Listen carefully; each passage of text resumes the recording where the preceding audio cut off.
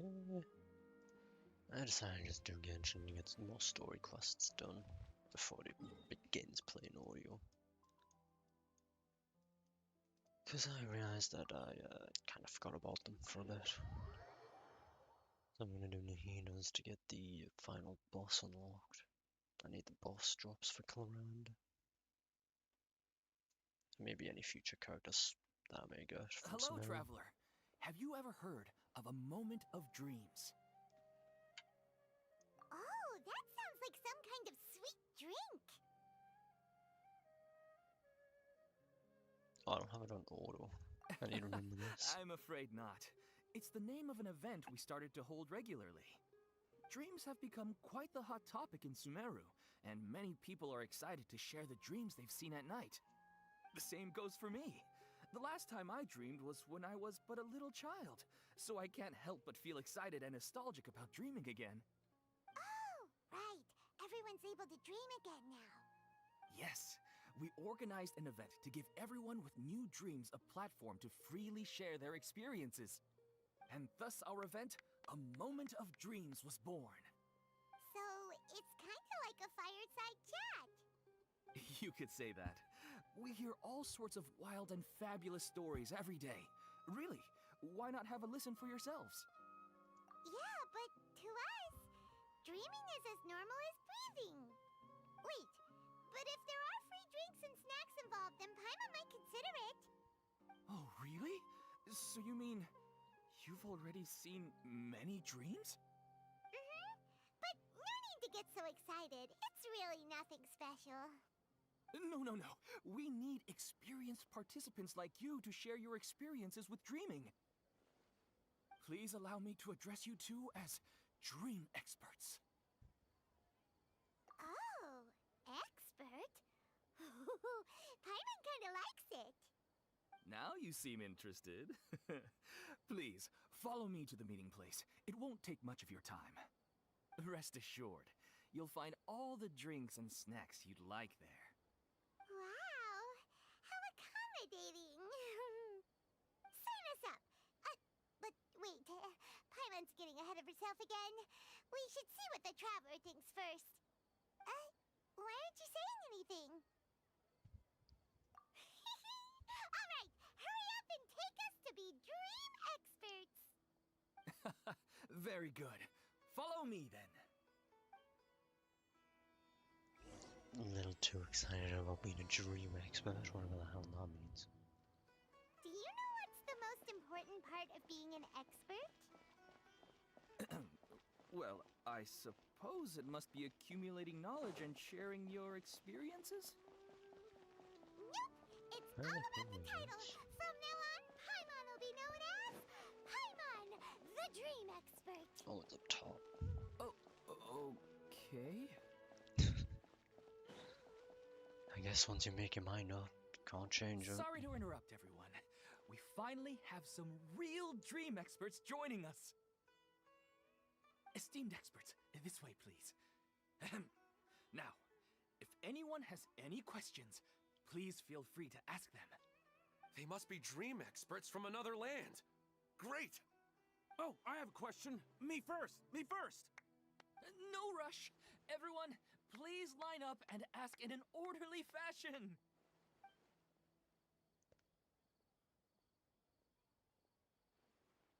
Oh god. Whoa, Paimon didn't expect them to be so enthusiastic. My question is simple. My everyday life is very difficult, so I would like to become a slime in my dreams. How can I do that? What is that? What? Uh, uh,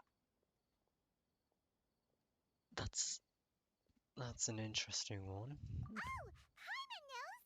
Paimon's had this kind of dream before, so she knows a thing or two. The first time, Paimon became an animal slime. Paimon was shot by an adventurer's arrow and flew in the sky all night long. The second time, Paimon became a dendro slime. A group of kids thought Paimon was a radish and pulled out all the grass on her head. Oh, it was super painful. The third time, Paimon became a cryo slime. In the end, Paimon was captured by a chef and turned into a smoothie. And the fourth time, How became many a times? powerful Geo Slime and went to take revenge on the forest boar that used to bully Paimon. But then the boar showed up with all of its relatives and Paimon lost again. Wait, why did all of your dreams end so tragically? Because slimes are monsters, even though they look cute, they usually cause trouble and end up getting killed by adventurers. Things don't tend to end well for monsters. Believe Paimon. I suppose you're right. They are monsters, after all. I just want to experience a different life, but it seems that becoming a monster would be even worse than my current life. Maybe I'd be happier if I became just a regular finch. Or fish. Looks like being an expert is way easier than Paimon imagined. Oh my god, even experts under the name. Oh, it's my turn. Esteemed expert, I want to know what posture I should sleep in so I can have the same dream as the one I had last night. Well? Hey, you're supposed to be helping. First, why don't you tell Paimon about the dream you want to have again? Oh, it's quite ordinary. I sat and chatted with my wife on a sunny day, listening to the breeze blowing through the valley. Why don't you just find your wife and talk with her? There's no need to wait for a dream. Well, Oh no. unfortunately, she passed away. Oh, sorry. Paimon shouldn't have assumed anything. No, it's fine. I didn't make that clear. I just want a chance to see her again. Yeah, it's not really about posture. What you think about right before falling asleep is probably way more important. Oh, is that all I have to do? Think about it. If you're the one thinking about her, and you're the one that'll be dreaming about her, then it'll be easier to connect your thoughts and dreams. You do have a point. I'll give it a try tonight. Thanks for your wise advice. Oh, my turn, my turn. I want to know the name of the plant in my dream. I want to bring the souvenir box to my room into my dream. I dreamt of a raven flying over the wasteland last night. Does that have any kind of special meaning? Hey, no rush! One at a time!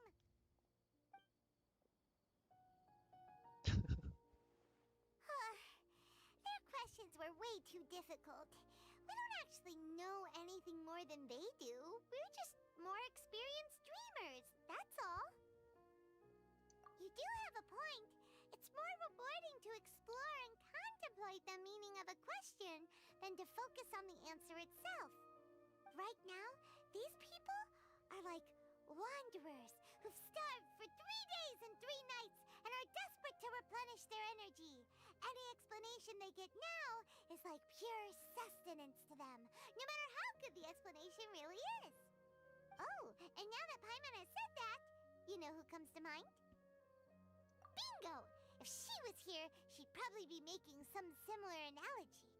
Unfortunately, she's super busy right now and may not have time for gatherings like this. Dear expert, we have another guest who would like to consult you. But you saw how we answered all the questions just now. We're not really all that knowledgeable. Ah, but this guest is rather special.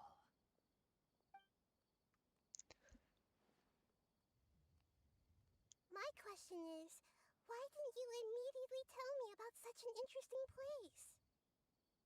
Huh? Nahida, how did you get here?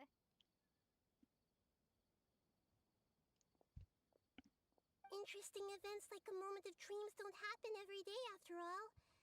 No matter how busy things are, I'd still set aside some time to check it out. Anyway, I really didn't expect to meet you here. Oh, right!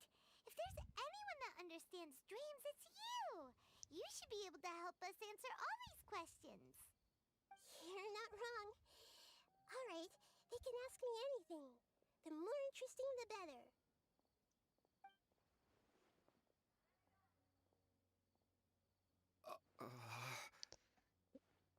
I guess there's no trust, which is Huh? great to see.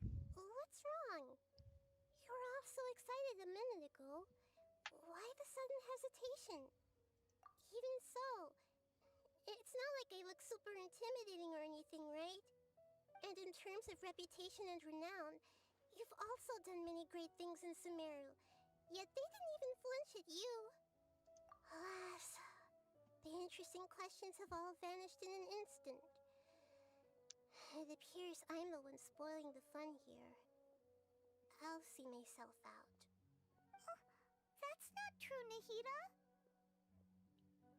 I don't want to get in the way of the original purpose of a Moment of Dreams, which is to let people gather here and freely share their marvelous dreams. Now the atmosphere here is like water poured into a container. The water is more secure and settled, but it has lost its free-flowing nature from the river. I just want it to be another drop in the water, not the cold and restrictive container. She's sulking. Hey! It's alright, everyone! No need to be shy. The Dendro Archon is really nice, so please just go ahead and ask. Otherwise, she'll leave. All right. I'll give it a try. Oh, it's the slime guy. Hey, drop the nicknames, would you? Besides, I don't want to become a slime anymore. Maybe a finch or fish is more suitable for me. I see. So you want to become a small animal in your dreams, right? Why do you think that sounds good to you? I guess I just want to experience something different. My everyday life is nothing but the same. The sky is right above me, and the ocean just over the horizon, yet I remain caged in a life of monotony. So you want to experience something new in your dreams? Sorry, I'm getting a little confused. Why don't you seek out some new experiences in real life? Because if I don't work, I won't have any Mora. Sure, I don't want to be out hammering nails and cutting wood every day, but I have aging parents and young children to take care of. By the time this all dawned on me, I realized that my life has already been filled to the brim by trifling matters, and I have no more freedom. But if that's the case, then even if you became a flying bird or swimming fish, you will still be hammering nails and cutting wood in your dreams. The reason is you've already been caged. It doesn't matter what your physical body turns into. Your mind will still be stuck in the same predicament. Really? That sounds pretty terrible. Then what should I do? I don't know everything that you're going through, but how about replacing your hammer? Huh? Replacing my hammer? That's right. Having worked for such a long time, you of all people must know what makes a good hammer. Well, of course. A good hammer needs to be heavy enough to drive the nail in with just a couple taps, and the handle has to have a good grip to it, not too smooth. Come to think of it, I haven't replaced my current hammer in quite some time. You should replace it. Then decorate the handle with something you like. Maybe some ornaments, fur, or hard leather wrapping. Then, write the names of your children on it. That makes sense. I think it'd give me a good boost of energy at work. A new sense of adventure often begins with the little things in life. You don't need to become a bird in the air or a fish in the sea. You only need to do your best in life, and all those things you cherish will become your source of happiness. Yes. Yes, I get it now. This is a real eye-opener for me. I'll go and pick out a new hammer right away. No, I should make one of my own. Thank you, Great Dendro Archon. That's our Nahida.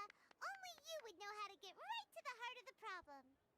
Actually, I didn't really understand the problem. Huh? I gave him that advice because I once saw a worker doing the same thing. Whenever he became tired, he would look at some names on the handle of his tool. After a moment, he'd start to smile. It really surprised me at the time. My guess is that the names on the handle were of important people to him. After observation, I know this kind of behavior motivates people, but why is that? Is it because of excitement, anticipation, or helplessness? I really don't know. And even if I could know what's going through his mind, it's still difficult to fully grasp his feelings. Oh, Paimon gets what you mean. Huh. Paimon had no idea it takes you so much effort to understand these kinds of things. That's why I was a bit nervous just now. But luckily, seeing his happy face in the end reassured me that I didn't say anything wrong. Don't mind me, though. This is just my way of learning. Hey, don't forget about Paimon! Everyone knows that Paimon's also super skilled at reading people's feelings. Thanks, you two. That makes me feel a lot better. Let's move on to the next question, shall we? I already asked the experts my question earlier, but I wanted to hear the Dendro Archon's response too. What should I do if I want to see my deceased wife in my dreams every night? Longing for the deceased.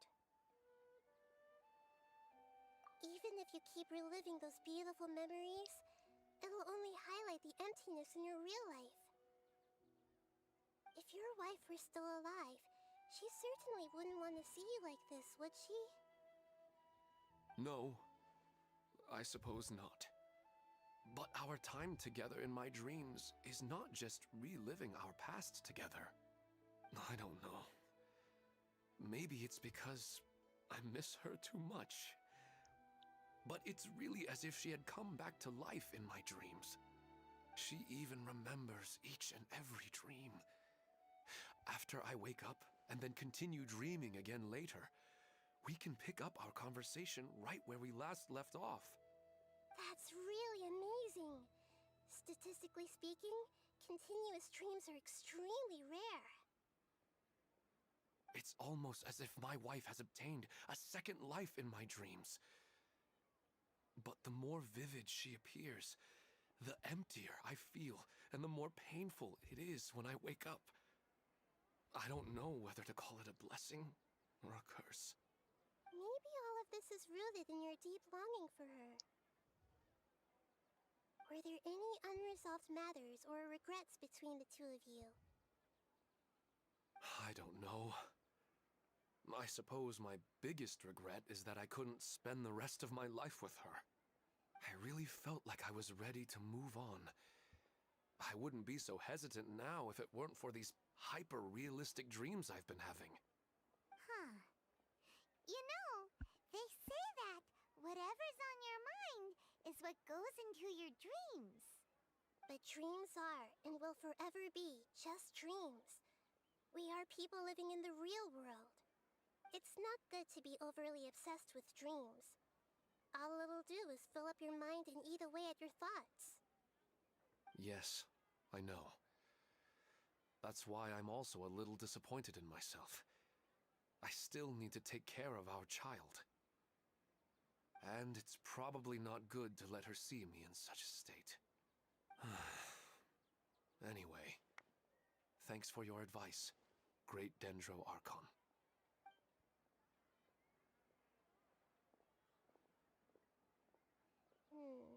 I'm a little worried about him.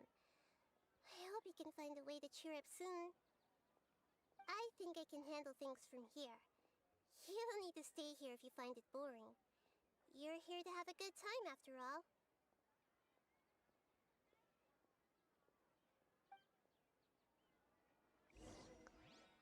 Hold on.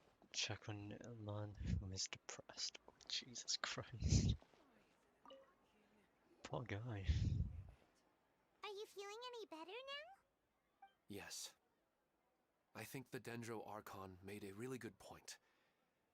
I need to stop dwelling on my wife like this and move on with my life. Now that I think about it, my wife and I always meet at a familiar place in my dreams. I know where that place exists in reality, but it's a bit far and dangerous. I don't dare to go there on my own. But at the same time, I feel as if I should go and have a look anyway. Perhaps I'll be able to move on once I see that there's nothing there. Otherwise, I'll keep on feeling like everything is covered in a haze. Like I'm only half awake. Once I can stop dreaming about that place, I'll probably be able to get my life back together. Actually, you two are adventurers, right? If it's okay with you, could you escort me to that place? Yeah, it might also be a good chance for us to unwind. Even if you can't see your wife there, taking in some nice scenery will definitely help cheer you up. Yeah, I hope so too. All right, go ahead and get yourself ready then.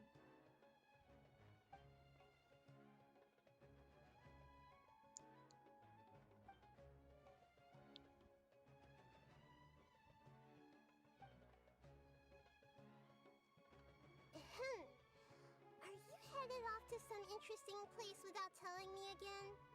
Huh? Wait, aren't you supposed to be answering questions? I just finished, and I really got a lot out of it. So many interesting and novel thoughts. Anyway, it looks like you're going somewhere. Why don't you take me with you?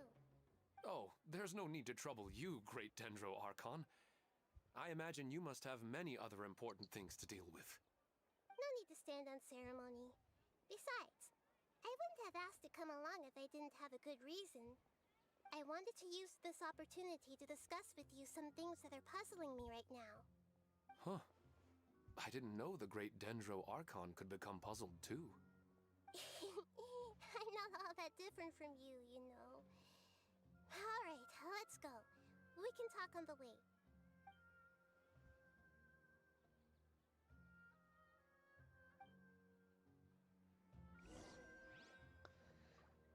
Where are we off to? 600 meters this way. Okay. That'll be at the bottom of the cliff. This one's the better one. I don't feel like climbing even further on the other side.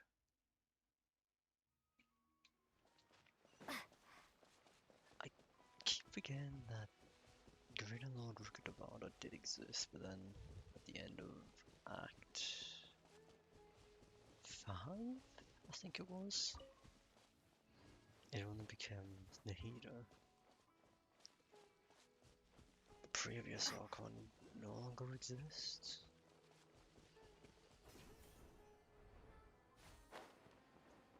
Please don't force me into a quest. Thank God that doesn't force me into a quest.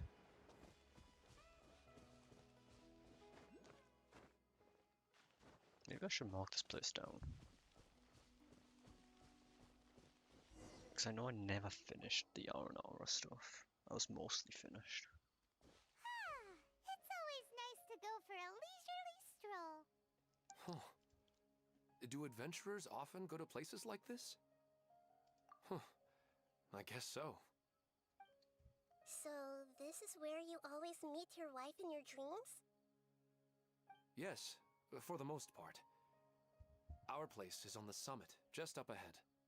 When I saw her in my dreams, we didn't do anything but talk about ordinary, mundane topics. I'd tell her about our daughter, Haidar, and she always listened intently. She would also reminisce about the past with me, telling me interesting stories and cracking jokes. It feels like no matter how long we may chat, it's never enough. Sometimes, it's the little things in life that matter the most. This is the part I'm a little puzzled about. I'm very familiar with dreams, and normally, they lack logic and continuity. But you said she could remember what you had told her before, right? That's right. She always listened to me carefully in real life, and now, she's doing the same in my dreams. She always surprises me with some details from our lives in the real world. The fact that she can remember such things makes me feel like she's alive. Whoa, that's pretty weird. hard to begin with. However, the problem is that his dreams have too much structure and continuity. Most dreams are far more fragile than you can imagine. For example, a loud noise outside your window in the real world could cause your dream self to get loaded into and fired out of a big cannon. Another example. If you're thirsty in the real world, then you might find yourself trudging through a desert in your dream. But the appearance of your wife seems unusually stable and unaffected by any outside interference. Statistically, this should be extremely rare. I don't understand it either. But I have no reason to suspect or reject these dreams. They're too beautiful. But I still want to figure out the how and the why. These kind of dreams are novel to me as well. That's why I want to have a look at the scene your dreams have been taking place at. Let's go. Just think of it as a nice little hike to the top of the mountain.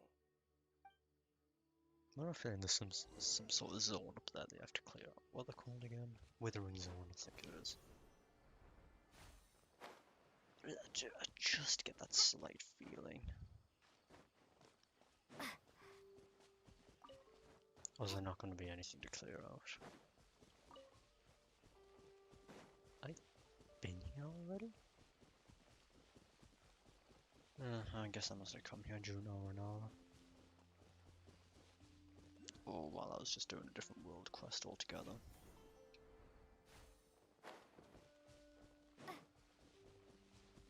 Then again, there's also that Dendroculus. Why would I leave it? I don't normally leave Oculi. Well, he really wasn't kidding.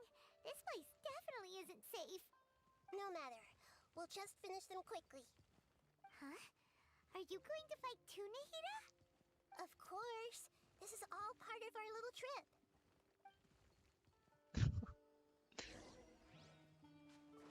Ah yes, I have a team that won't synergize whatsoever. Coming at ya! Ha! Ha! That hit didn't register? Okay, sure.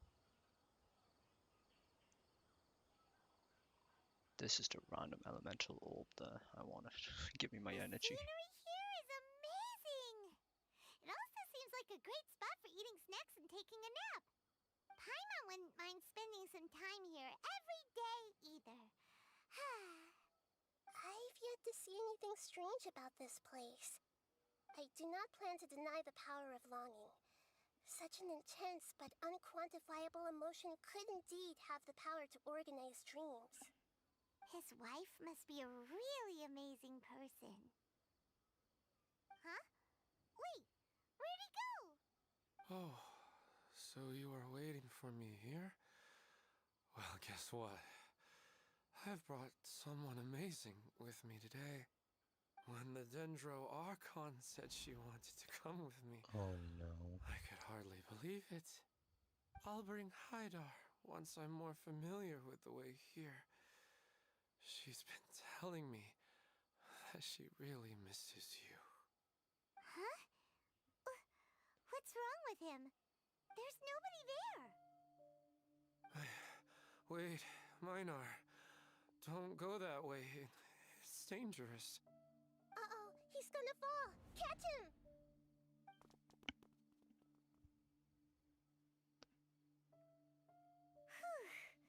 Luckily he didn't fall. But what was all that rambling about? He also looks like he's passed out. He's in a dream now. What he said just now matches almost perfectly with the dreams he's described to us earlier. Oh, so he fell asleep and started to have the same dream? I find it a little strange as well, but we mustn't awaken someone while they're sleepwalking. All we can do is sit here and wait. Huh? Minar. Where's Minar? Oh, good! You're finally awake!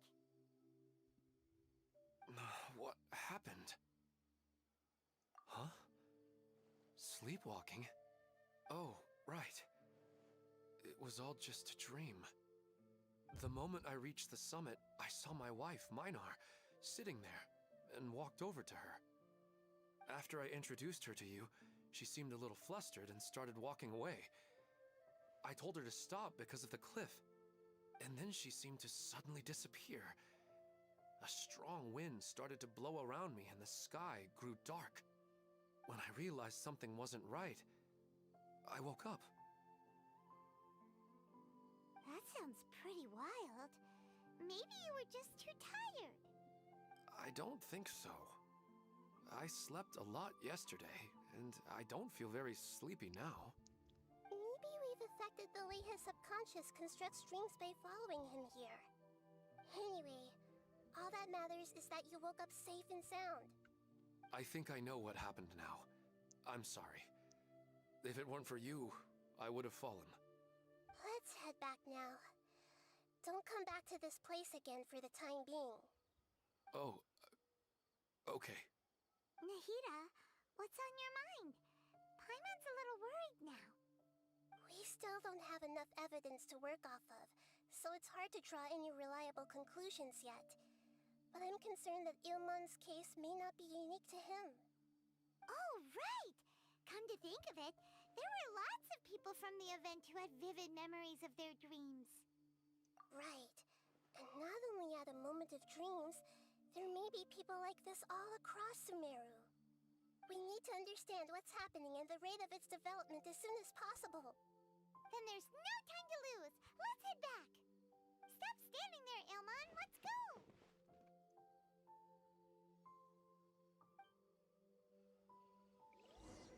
Why does he just stand there looking?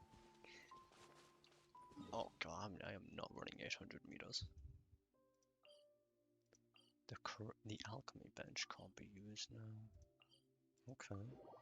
Strange. Is it below this time? No, it's still the same place. Oh, I guess it was just blacked out for some reason. Strange. Oh, you're back already. How'd it go? We have an emergency on our hands. Please notify everyone here that while they can continue to discuss their dreams, they mustn't try to visit or recreate the locations and scenes that they have been experiencing in them. What? All right, if that's the wish of the great Dendro Archon. But could you at least tell me what happened? You all look so serious. Why is Ilma? He's not there. I see. I never knew even a dream could be so dangerous. Don't worry. I'll be sure to notify all the event participants and inform the other staff members about what has happened. Using the event registration list, I should be able to contact more people that were interested in dreams and warn them about the situation. Thank you. That would be very helpful. Let me confirm if all of today's participants are still here. Atta has already left. It seemed that he was on his way to make a hammer, so that shouldn't be a problem. Oh, wait a second. Where's Katya? Has anyone seen Katya? Has she already left? Oh, I think she already left. She said there was somewhere she wanted to go. Oh no. Did she want to look for the place from her dreams too? Can you tell us where she went? Yes, she did briefly mention it. Somewhere near Chatrakam Cave. Alright, thank you. We'll go look for her. Please help us tell the others not to do anything reckless. Sure thing. Who would have known things would have turned out like this? Okay, where to now? 300 meters below. It's honestly not a point of teleporting, it's not much of a run. Provided I can even get my way around this place.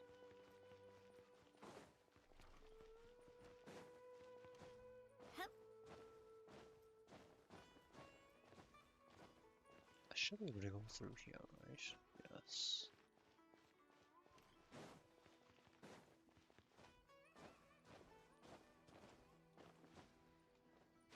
Don't go in the water, otherwise I'm going to drown.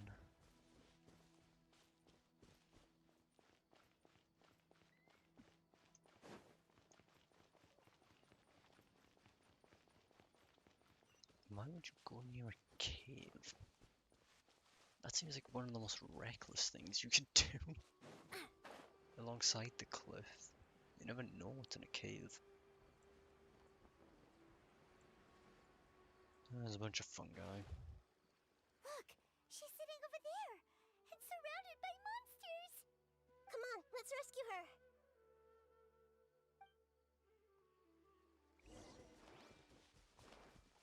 What was... Everyone hold hands. That doesn't really do anything for me because I guess I Into can... the shadows. A sharpshooter. I'm not entirely sure what spread actually is good for. Hey there! She seems to be in the same condition as Ilman earlier. Yes, but luckily she hasn't been injured or jolted awake yet. Let's carefully move her somewhere safer. See you tomorrow, Professor Aisha. Huh? Why am I back here again? Dreaming? But what about Professor Aisha?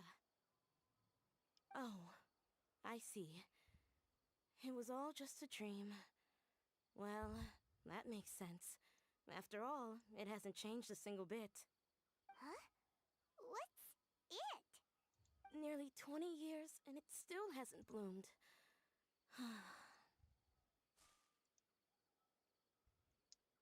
Does it have something to do with your dream?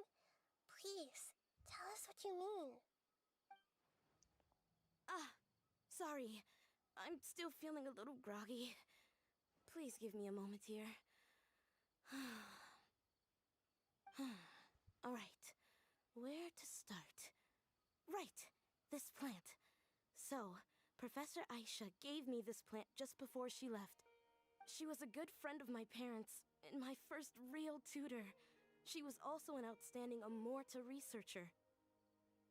In addition to her extraordinary academic talents, she was also skilled in combat and would accept lots of work from the Adventurers Guild. Oh, so you mean she's left on an adventure? Yes. When I was about 10 years old, she told me that she must go look for the secrets of the Abyss, and that she would be gone for a long time. I grabbed hold of her and wouldn't let go. I didn't know what the Abyss was. I just knew that she was like family to me. She hugged me, and we cried for some time until I fell asleep. When I woke up, I was already back home.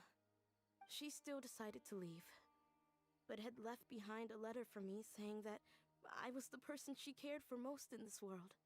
She claimed that investigating the Abyss could help more ordinary people protect the people and things they care about.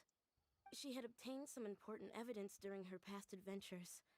If she didn't set off right away, she might miss the perfect opportunity. Guess Ad Astra Abyssosque isn't just a slogan. She left a seed in the letter, telling me that if it sprouted and bloomed, then she'd come back no matter what sort of risky situation she was in. She said she looked forward to seeing me all grown up. But strangely, I've tried watering it, feeding it, everything I could think of, but I've never been able to get it to bloom. I even went to ask the Amorta researchers, and they couldn't explain it either. May I have a look at the plant? Of course. I was hoping the great Dendro Archon could help me solve this problem. Let me see.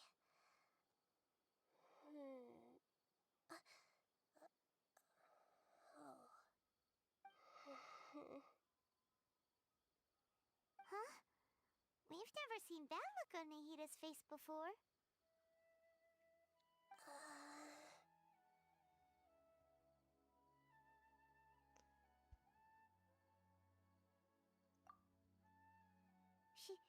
She looks a little unwell. Hold on, we'll be right back.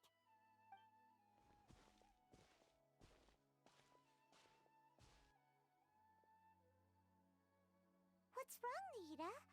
You can't tell what's wrong with the plant either?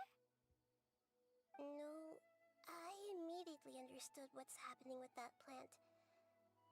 I'm just not sure if I should say it. This plant is not known to the academic world. It's a new species that our teacher managed to cultivate by some special means. Judging by its features, I can tell from the moment it sprouted it'll never be able to bloom. It can't be.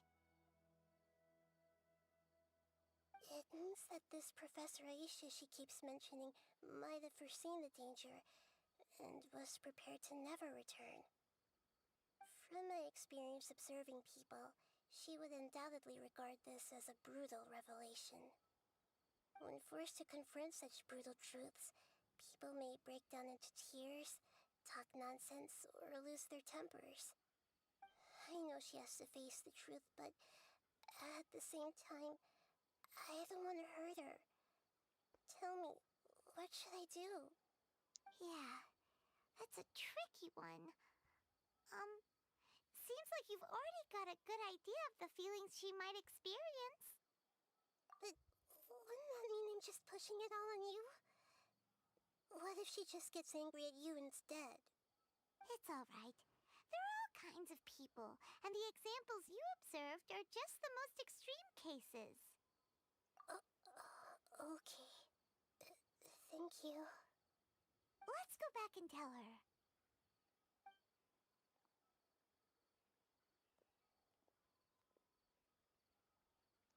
Huh? It'll never bloom? But how is that possible? If a plant is unable to bloom, doesn't that mean it can't reproduce either? All that's left for it to do is slowly wither away.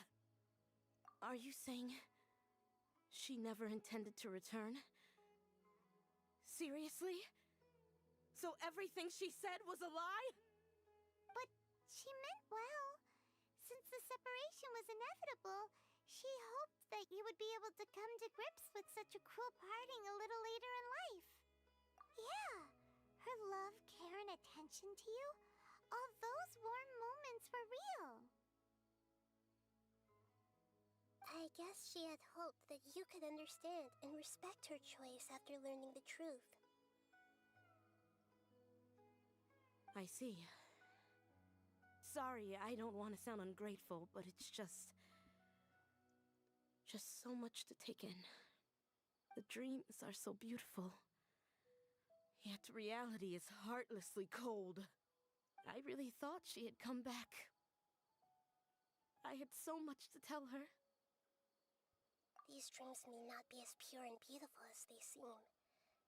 Some kind of power may be exploiting your feelings.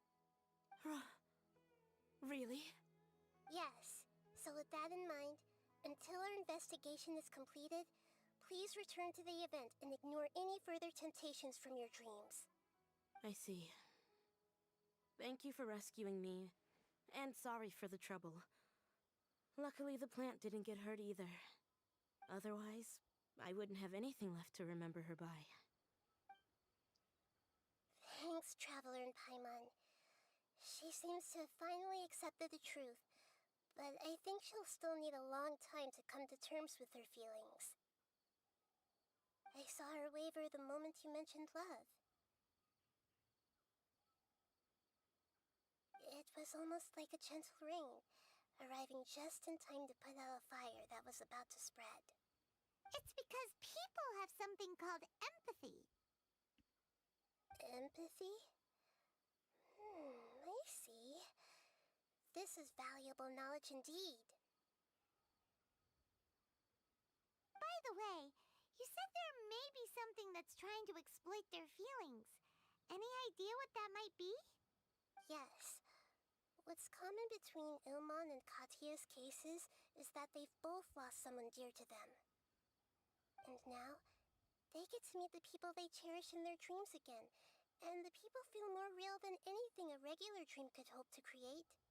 Instead of interpreting it as a result of their longing, I have to consider a more antagonistic explanation. Someone is taking advantage of their longing. Yeah, they're just causing these people to dream. What are they after? This is exactly what we need to investigate. Anyway, let's pay another visit to a moment of dreams. Oh no, I have a bad feeling about all this. I hope things haven't gotten any worse. I'm gonna be going back and forth continuously, aren't I? Go back there for like 5 minutes, then all of a sudden I'm going to a new location. Then I head back and just rinse and repeat. I guess at least it's not a hard time to get here. We're back. How's everything here? I am so sorry, Great Dendro Archon. We're still trying to figure out how to explain the whole thing to everyone. Some of Because the of your just warning, passed out we behind them. brought dreamers here even if they were completely unaware of the danger. But some of them have already fallen asleep, and they haven't woken up for a long time. I fear there's nothing we can do about it. A moment of dreams is just a small interest group. We don't have enough staff members to handle this. Just as I expected. It seems my guess was correct. It's the Dendro Archon. She's back. What happened? Why have we been gathered here? Many of you here have been experiencing some beautiful dreams. But I'm sorry to tell you that based on our investigation, there's some kind of conspiracy behind them. Before we learn the truth, please don't try to recreate the scenes in your dreams. Whatever you see, don't be tempted by them. Huh? But... I don't think it's a big deal. Aren't we just dreaming? It's not like dreams will have an effect on others. We've already met 2 people who ran off to the countryside alone and got caught in dangerous situations by falling to the temptations in their dreams. That's right! These aren't just dreams! It's serious! Alright, I get it. So does that mean once we have some conclusive results from the investigation, we can continue to enjoy these dreams? Yeah, I still want to visit my sister in my dreams. I'm sorry if what I'm about to say sounds a little offensive, Great Dendro Archon, but we had a discussion with the folks who just arrived here. In all of our dreams, we were able to reunite with people who were very close to us. They all seemed as if they were alive again, which makes us reluctant to wake up. Yes, that's also what we've observed in our investigation. So if the results of this investigation would mean an end to those dreams, that'd be quite cruel to us. All of us understand the danger, but perhaps you can't quite understand just how much those people mean to us. I don't think everyone will be on board with the plan to abandon these dreams for good. Before the conclusion of the investigation, they'll at least want to meet the people in their dreams one last time and say goodbye. We've never had such a difficult situation before. It appears that not many people are willing to cooperate. So they still want to return to their dreams despite knowing the danger? That's right. Compared with these sweet and beautiful dreams, our warnings of danger are dull and emotionless. It looks like the situation will inevitably spiral out of control. The more time we waste, the more people will ignore our warnings and return to their alluring dreams. So, what should we do? Seems we have to go into a dream and find out the truth for ourselves. Pedrush, is there anyone here who's experiencing a marvelous dream right now? Let me think. Yes, this way. Good. Please take us there. This lady refused to heed our warnings and fell asleep here a little earlier.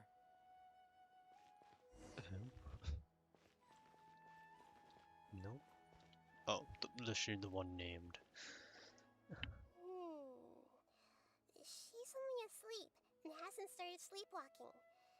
It seems she hasn't sunk too deep into her dream yet. Do we also need to fall asleep if we want to go into her dream? Don't worry about that.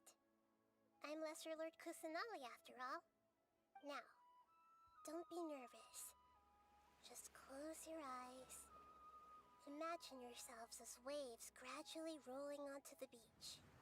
You slowly wash over the shore and sink into the sand.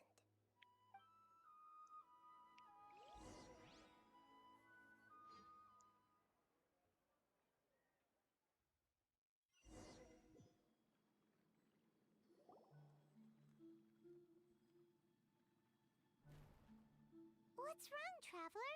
You look a little disoriented. Really? Paimon didn't notice anything. Anyway, seems like we've made it into the dream. I thought we would arrive at some familiar scene, but we seem to have landed in a completely unfamiliar place. Whoa! So many giant plants! Even in the sky! Amazing. Theoretically, we should have gone straight into Debbie's dream. Things do seem to have gone a bit sideways here. Anyway, let's see if we can find any leads. Why must there be so many things that remind us of the original goal of the traveler's journey?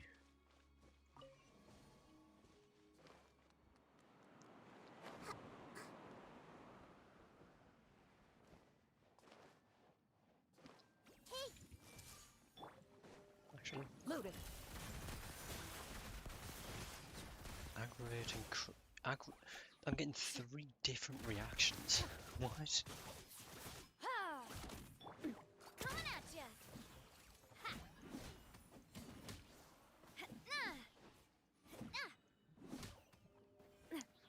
How can I get spread, aggravate, and quicken all from the same attacks? Nothing changed. I guess the only thing that really changed was the enemy. Huh? A door?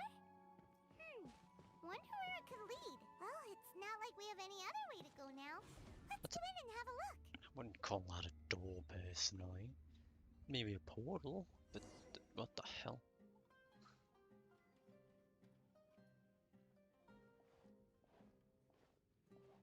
Hey, this place looks familiar. Isn't it Puspa Cafe? Oh, Paimon sees Debbie. She's right over there. Looks like we've come to the right place. These alluring dreams often portray a scene from real life, which concurs with our previous findings. Really? But what about that space we were in just now? You can't mean this is another collective dream? Yes. Given that so many people have been experiencing these beautiful dreams, I would say it's very likely that they're interconnected. Compared to an interconnected dream, independent individual dreams would be much harder to manage and manipulate. Ah, Paimon gets it now. Well, let's go talk with Debbie. Oh, but there are some other people next to her. Are they dreaming too? If this space is exclusive to Debbie's dream, then the others beside her are most likely the people she cherishes. Anyway, we should confirm that first, just to be sure. Huh. How do we do that? Just leave it to me.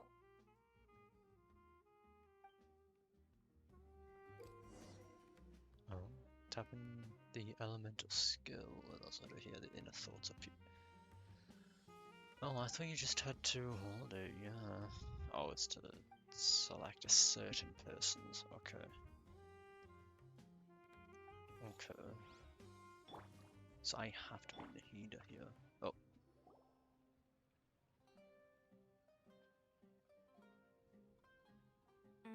The coffee here still tastes the same as ever. You two have traveled all around Tibet. Surely you've all tasted better coffee than this. I suppose so, but no matter how good things may be elsewhere, nothing beats the taste of home. That's right. It's hard to change your tastes. Anyway, here's to your return home. Welcome back, everyone.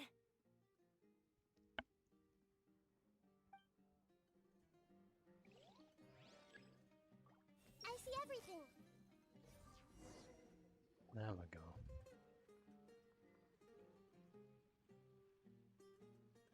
Huh. How could they be? Well, I guess it doesn't matter. Huh? She sounds a little hesitant. I've confirmed that this dream belongs only to Debbie, because I'm unable to hear the thoughts of the other two people with her.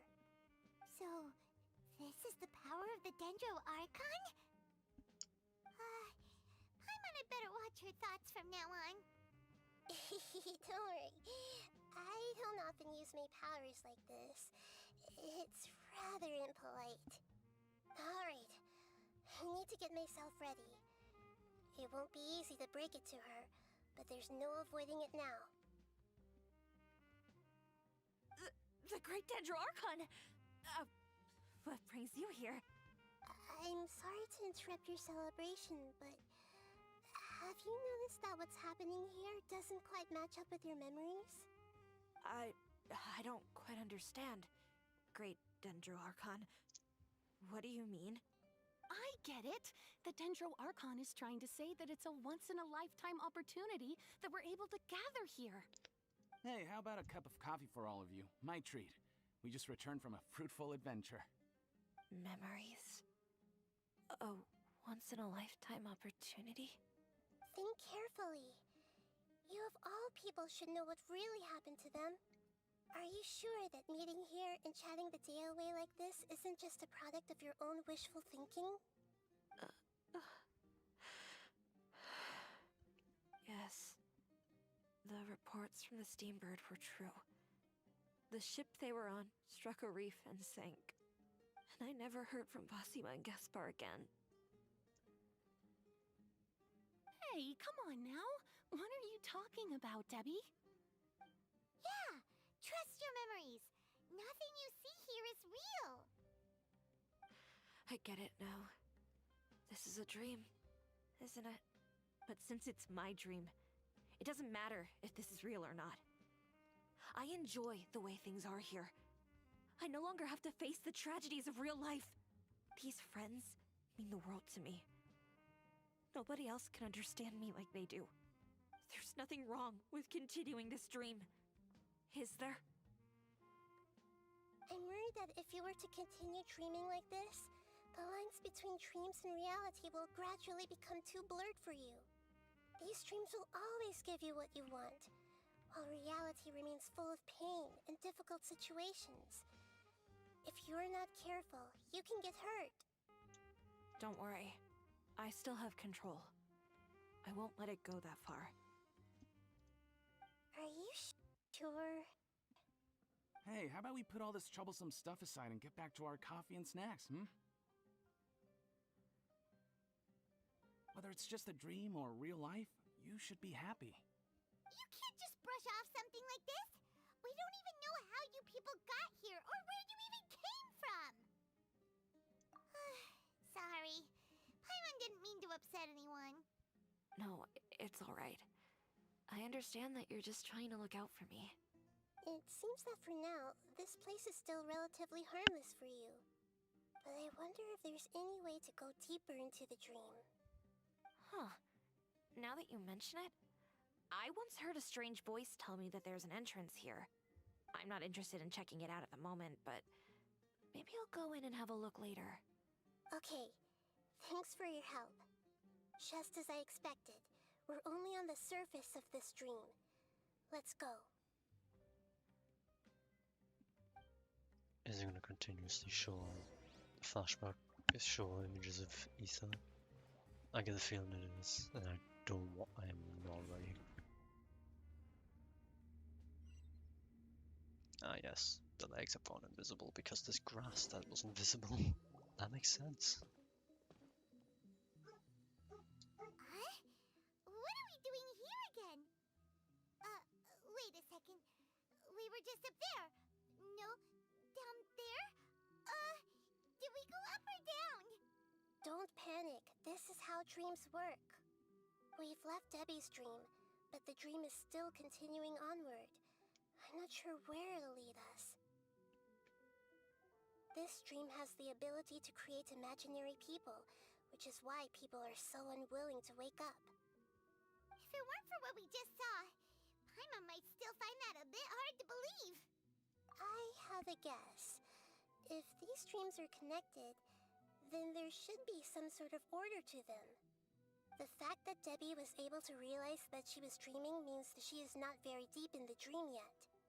But the space we're in has been turned upside down. Do you remember the characteristics of dreams that I mentioned earlier? Oh, right! Dreams are chaotic. That's right. It's possible that we're heading deeper into this dream now. And the deeper we go, the closer we'll get to the essence of the dream.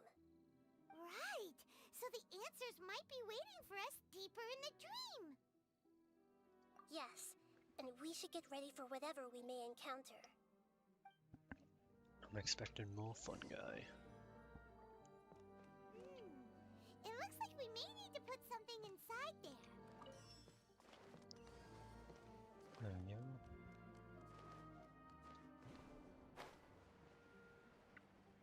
Is it gonna lead to more fun guy, or is it gonna lead to a boss? More fun guy. Ready. Oh, maybe spread. Okay, spread does damage to them all affected. I see. Evil lips. Shoot on sight. Now it makes sense on what spread does. Okay. I hear chest. Whoa! When it rains, it seems to disappear slowly. Yes, Oh, and it God. appears again as soon as the rain stops. It's less like a flower, and more like a dendro slime that's trying to keep out of sight. Here we go again with Nahida's analogy.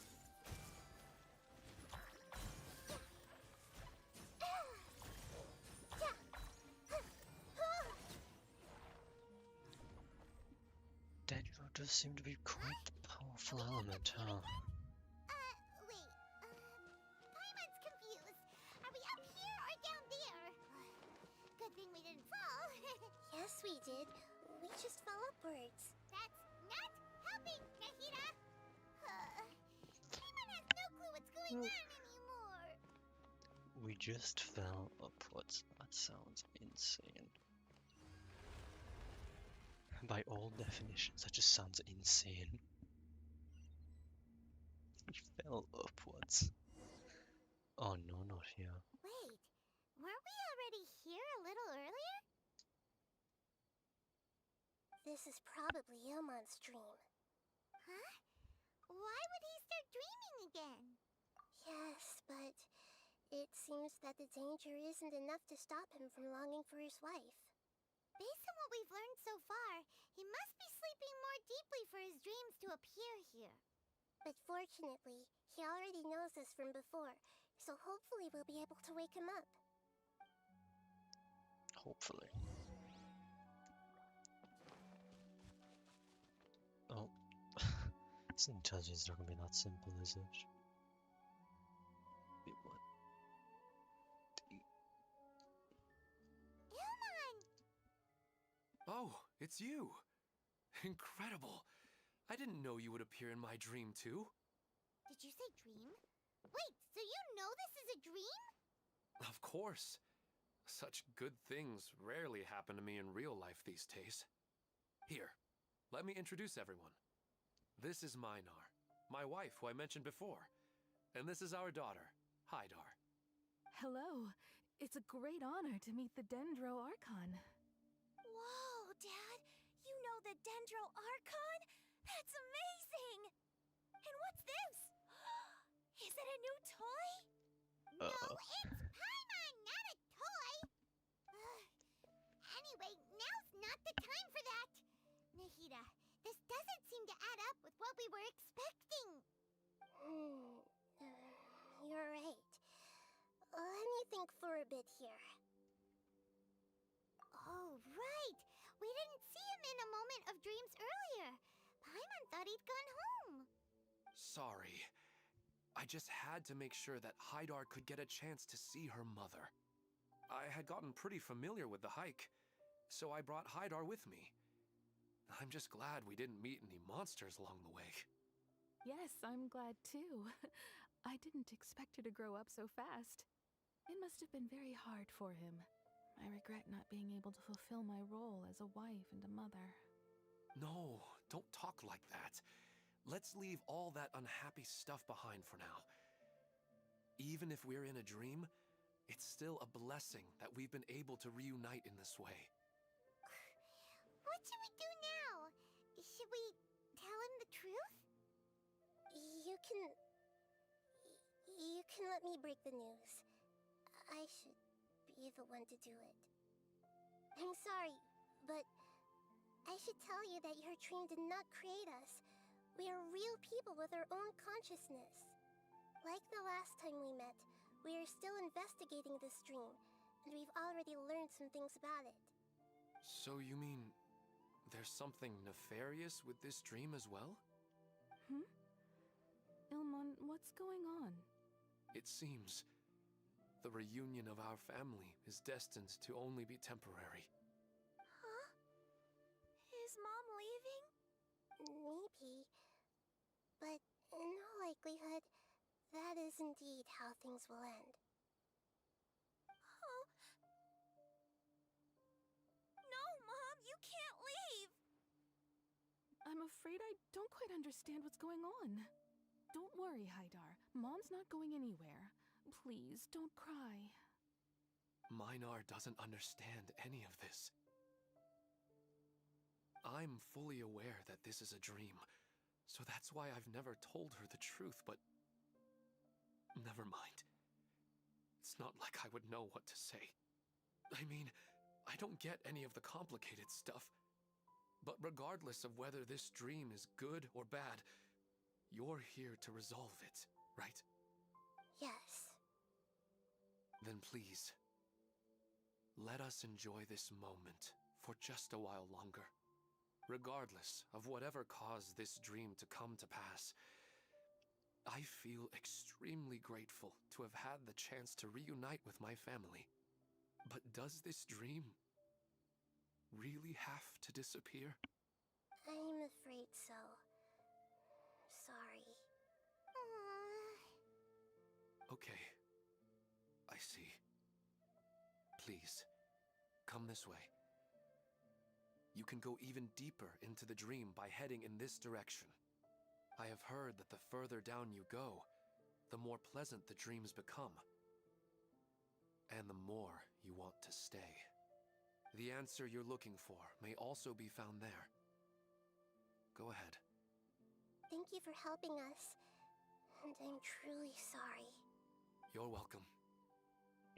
It's not like I have any say in the matter. I'm just an ordinary person after all. Who am I to interfere with the work of a god? I'll be right behind you. I should at least let Minar and Haidar know what's going on here. Otherwise, my daughter might be mad at her mother after we wake up. Oh, hello, Dino. We're not doing something bad, are we, Nahida? That depends on how you define good and bad. I'm doing fine. What about you? Why is this not working? It's the same place again. Oh, now This it's place working. is Of course it almost is. like a flight of stairs that connects all the dreams together. But they appear to be getting more and more aggressive. Regular stairs wouldn't try to attack us. Right. Something seems to be off about our theory. Ilmon is clearly aware that he's dreaming, and he's enjoying it. Rather than dreaming on a deeper level, he almost seemed more awake. I believe we're on the right track, but we just need another Nice. explanation. That's good. It's not that the dreams are getting deeper, it's the owner's attachment to the That's dreams fair. that's getting stronger. That is very fair to be doing. But you would never mistake dreams for real life, How? right? Oh, there we are. Sometimes, Paimon almost wishes her dreams could be real. But it's just a quick thought.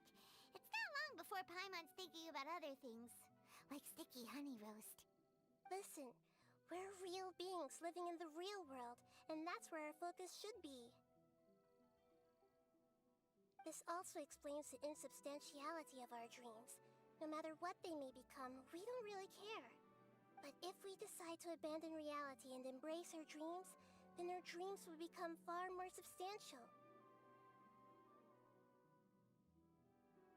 Oh, wait! Paimon's starting to get it now! Your mind will begin to build the dream far more attentively, which in turn will make it feel more real. Do you remember how the Akasha can turn dreams into jnana energy? Very nice. Constructing a realistic dream consumes a similar energy. Does that mean there's a host of these dreams here like Milu during the Sub-Zero's festival?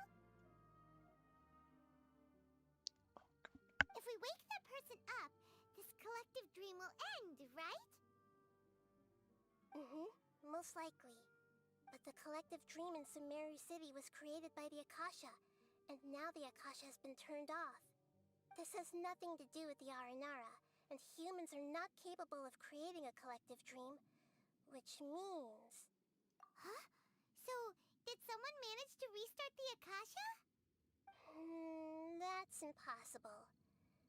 But they are probably a scholar of the Academia who had a close connection with the Akasha. Even so, how did It's they a manage to metal do Oni it? mask. And how did they choose Nice. the host? Sounds pretty cool, actually. Yeah, You said. we haven't gotten to the end yet.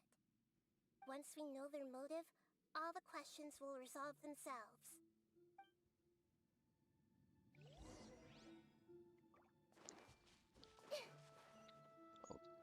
What? No, that was weird. Why did I get stuck? Fighting. You can't do that. Can you not? Oh my Christ. Good to know that Nahida's a bit too short to do that jump.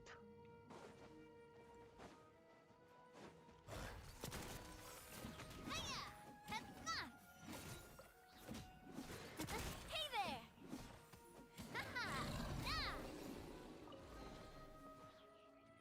Now at least it gives me the loot automatically, I don't have to pick it all up. That's nice. I'm not even loaded in, I'm already in combat.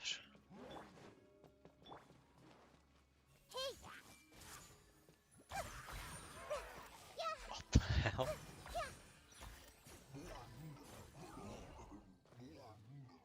Oh. I didn't know that bloom was so effective. All the water that used to be here has turned into rain! Then let's get through here before the water level rises.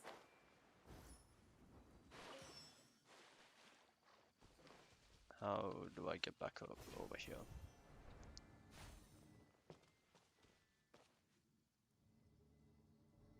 The water level isn't even rising.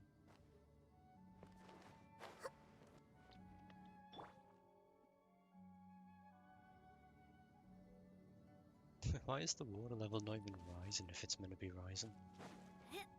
Am I meant to go over there again? Honestly, not even sure at this point. In an AFK world. Fair enough.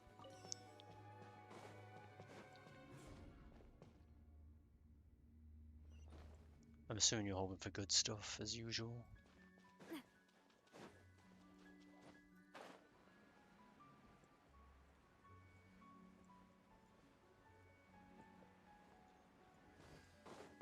We finally made it! The destination is right ahead!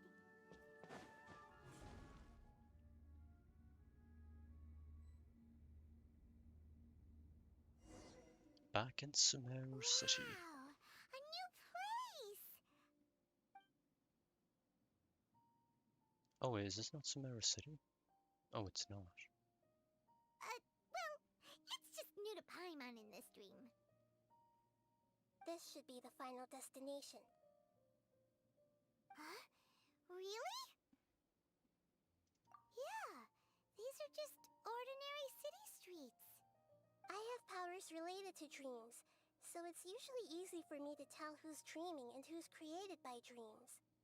I guess only those who have thoroughly accepted this dream will be able to come here. There are so many people here. How can we find the host? Don't worry, I have a way. Okay, is it going to be doing with the elemental skill? You're trying to get fixer gloves. Fair enough. Everyone hold hands! Anissa's always so calm. I wish I were the same.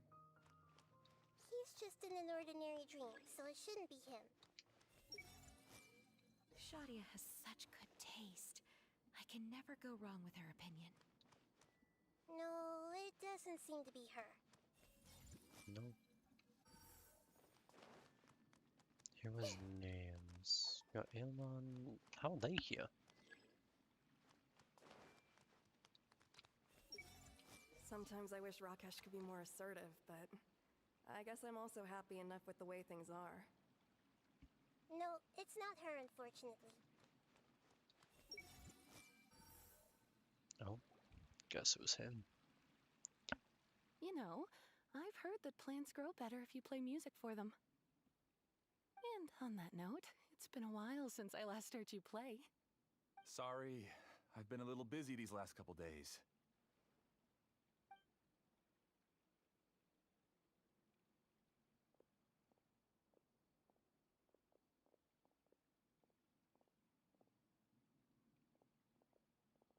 Oh, the Dendro Archon. What a pleasant surprise. Oh, welcome, Great Dendro Archon. And your companions, too. Welcome.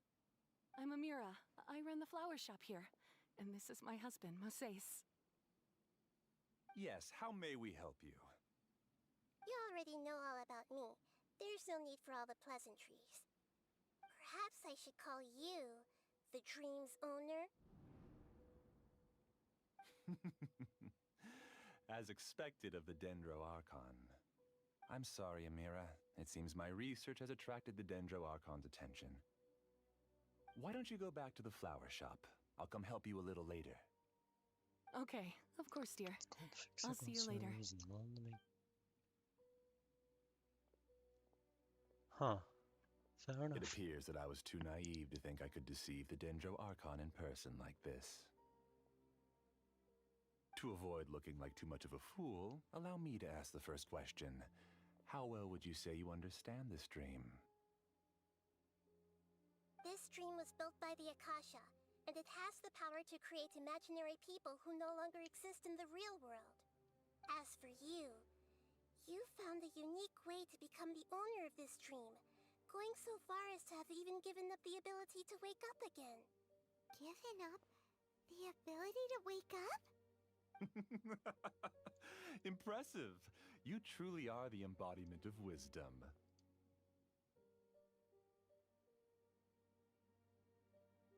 Please, tell me how you were able to arrive at such a conclusion. In return, I'll answer the question you're most curious about. It's simple. Apart from you, this space only consists of real people who are dreaming and imaginary people who are created here. Although you are here and appear no different from the others, I can't sense your dream. How can I wake up a person who's already awake? Fascinating.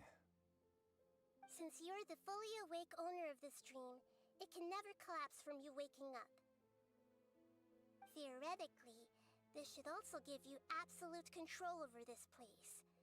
I have to admit, it really doesn't get much better than that. But even knowing all of that, one question remains. How did you do it?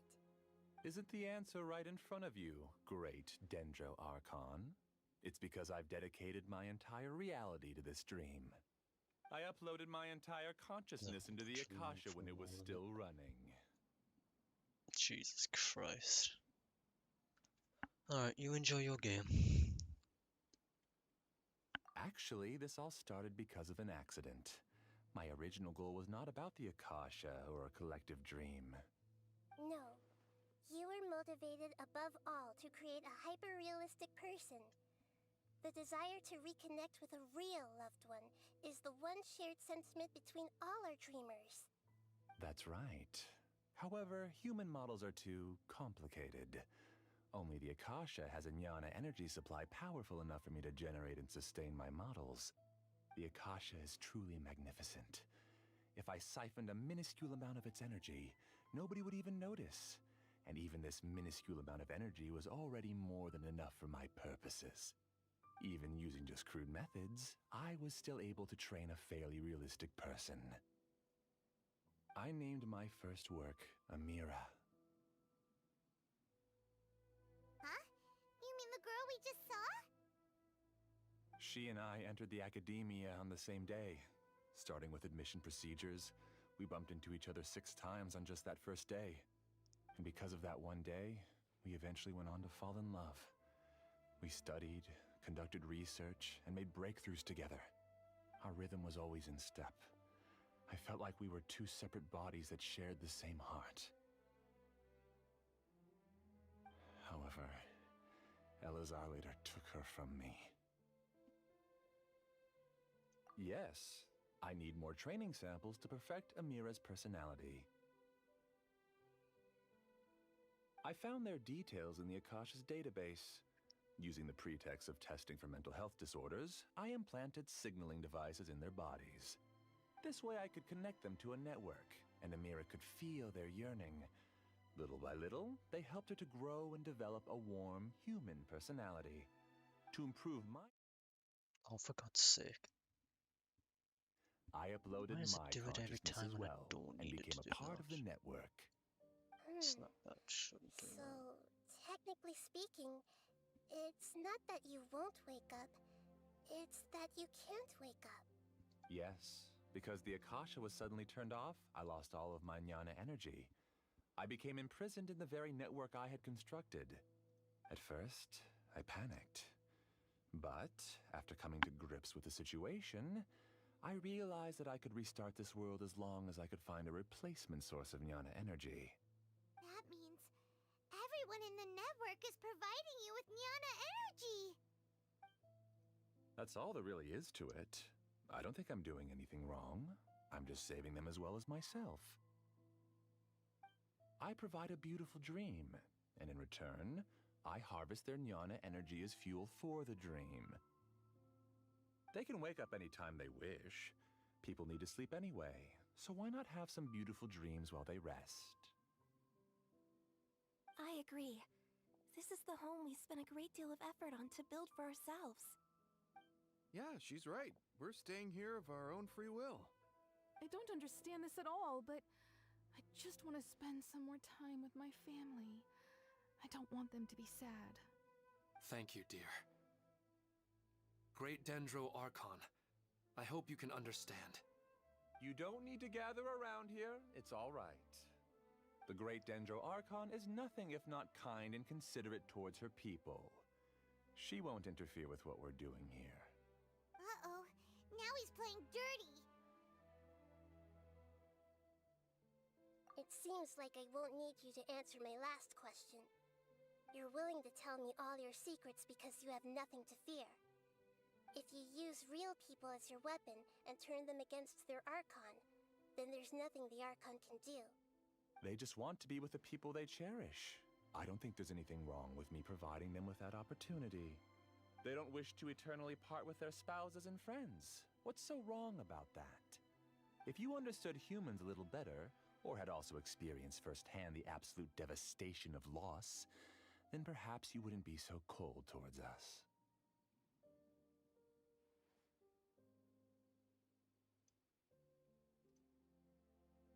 If you had used your talents and determination for a just cause, you could have become a sage of the new generation. Unfortunately, you've committed one of the 6 cardinal sins of the Academia by attempting the forbidden and fearing none. You equated people's feelings with cold jnana energy and deprived them of the pain that they have to face.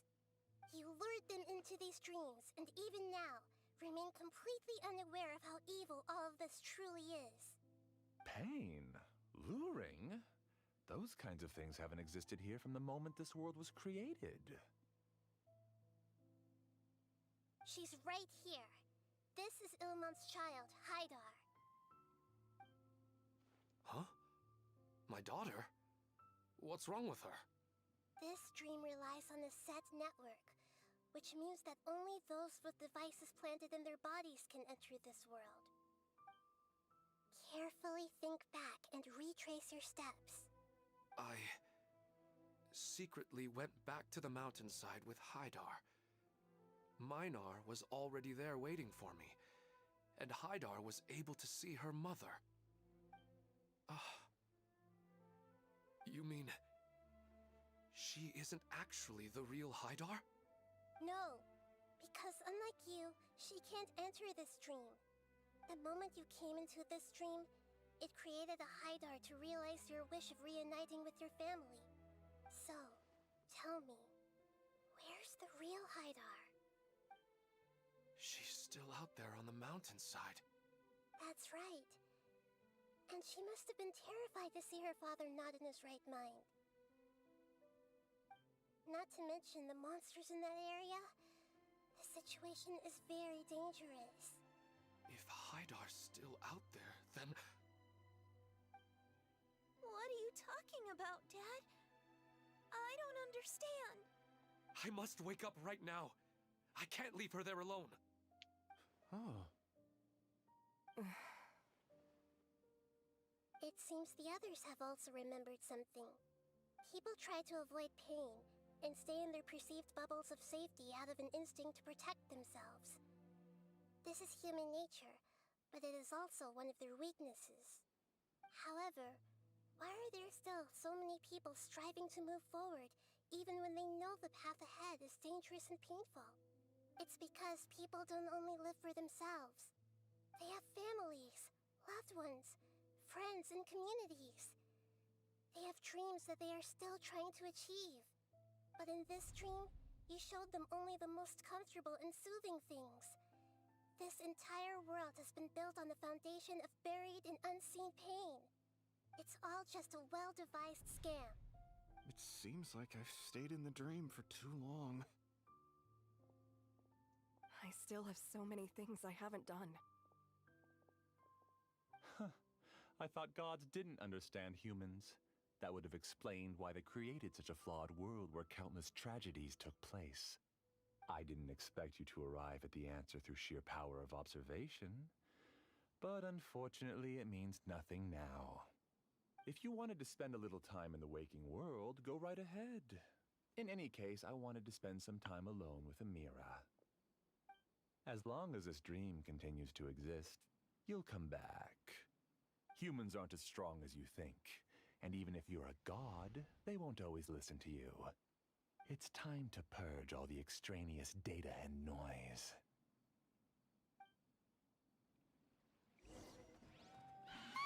Monsters, be careful! Could it All maybe... of you, please get out of here and find somewhere safe. I am the master of this dream. I can create endless waves of monsters. Oh my with the god, I snap hate of a enemies that finger. stun you like that. Don't worry, they'll wake up before they get hurt. Amira doesn't like to see others in pain. If you know what's good for you, leave now! Hey there! How did that hit the enemy behind me? No, actually, maybe I should question. Hey!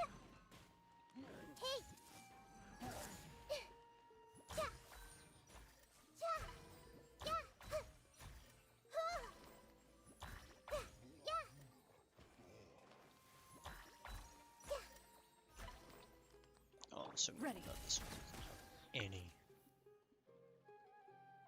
elemental weakness somehow. You haven't won just yet. This dream is mine! If I go into hiding here, not even an Archon can ever find me. And as long as people yearn for happiness, they will return here and rebuild this paradise! Hey, stop! What's that? This dream is spiraling out of control and is collapsing.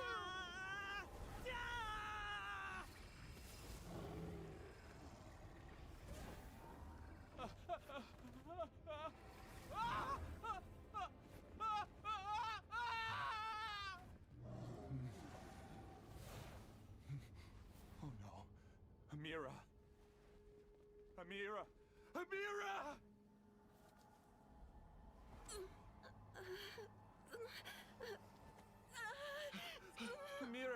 Are you alright? I don't feel well. No, no, no! Please, no!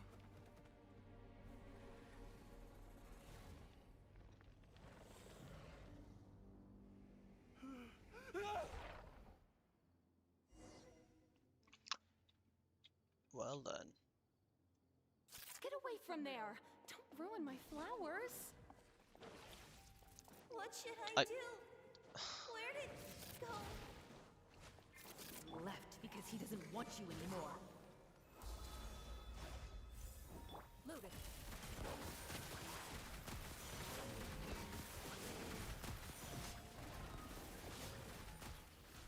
Time to testify.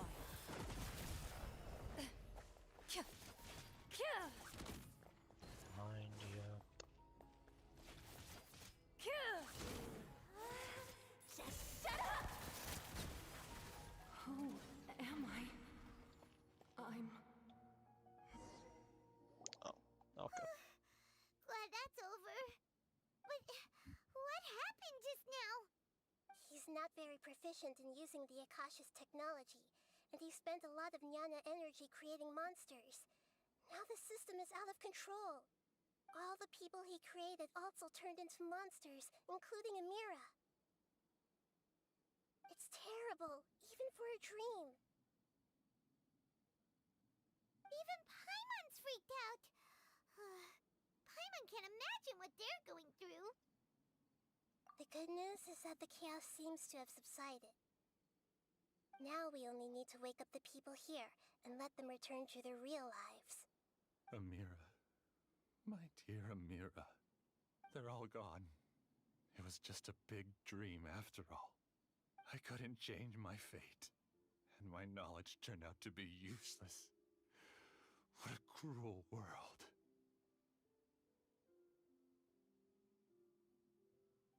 Do you still think this is our fault? I don't care about that anymore. The Jnana energy used to sustain this dream has all been transformed into monsters. This dream will soon collapse and my consciousness along with it. Let me disappear with Amira. I'd rather turn into dust than to ever wake up again. It seems that everything that's happened is too much for him. He's lost all hope. I think seeing Amira turn into a monster was punishment enough for him. After comprehending the hollowness of the unreal, it's time to revisit the meaning of existence. Existence? I'm different from the others. I've long given up everything outside of my consciousness. Using my knowledge of the Akasha, I have a way to extract your consciousness from here and put it inside a knowledge capsule. The Academia has probably kept your body, so you should be able to wake up soon. No need. Just let me disappear. Reality means nothing to me now.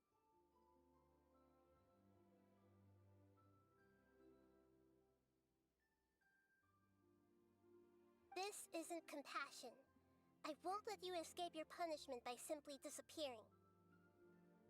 As for your life after that, it'll be up to you how you want to exist.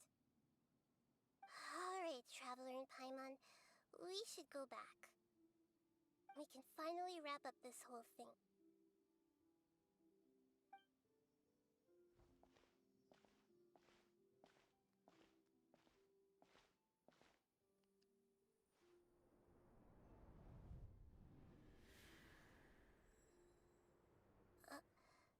Uh-huh? What's wrong, Nahida? Oh, nothing. Let's tell the people here to gather at a moment of dreams after they wake up.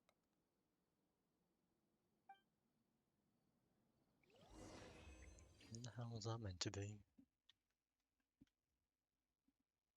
A random blue light flashing across the sky, I guess? If Oh, my camera great! is one.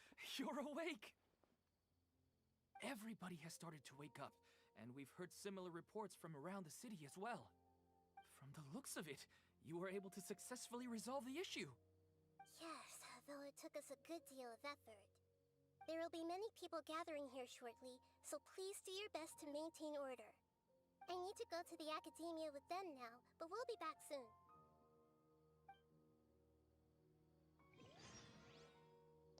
Are we going to ask about that scholar?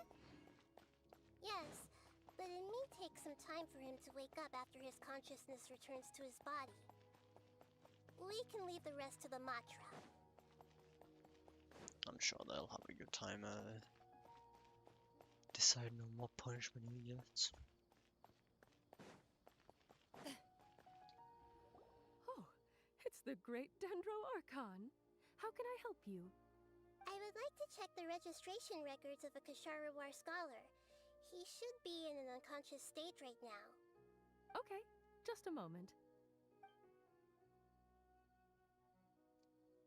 Sorry to keep you waiting, Dendro Archon. We have confirmed that there's a scholar named Beinuni who's been unconscious for a while. The cause was improper operation of the Akasha. He hasn't regained consciousness yet, and is still receiving treatment at Bimarstan. Huh? Isn't his name Moses? I guess he didn't want to be recognized or bothered by anyone.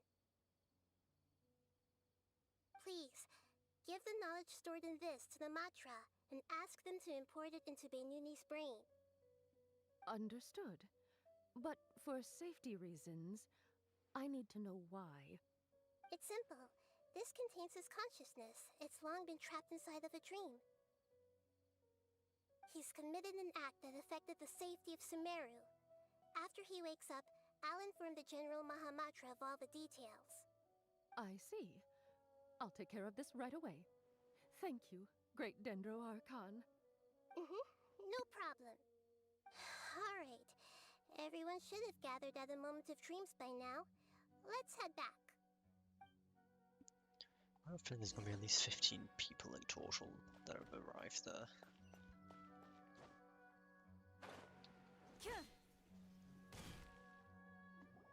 Let's be quiet and just listen in. Oh, actually, there's not I many. wonder what she's going to say. Hello, all of you who have just woken up.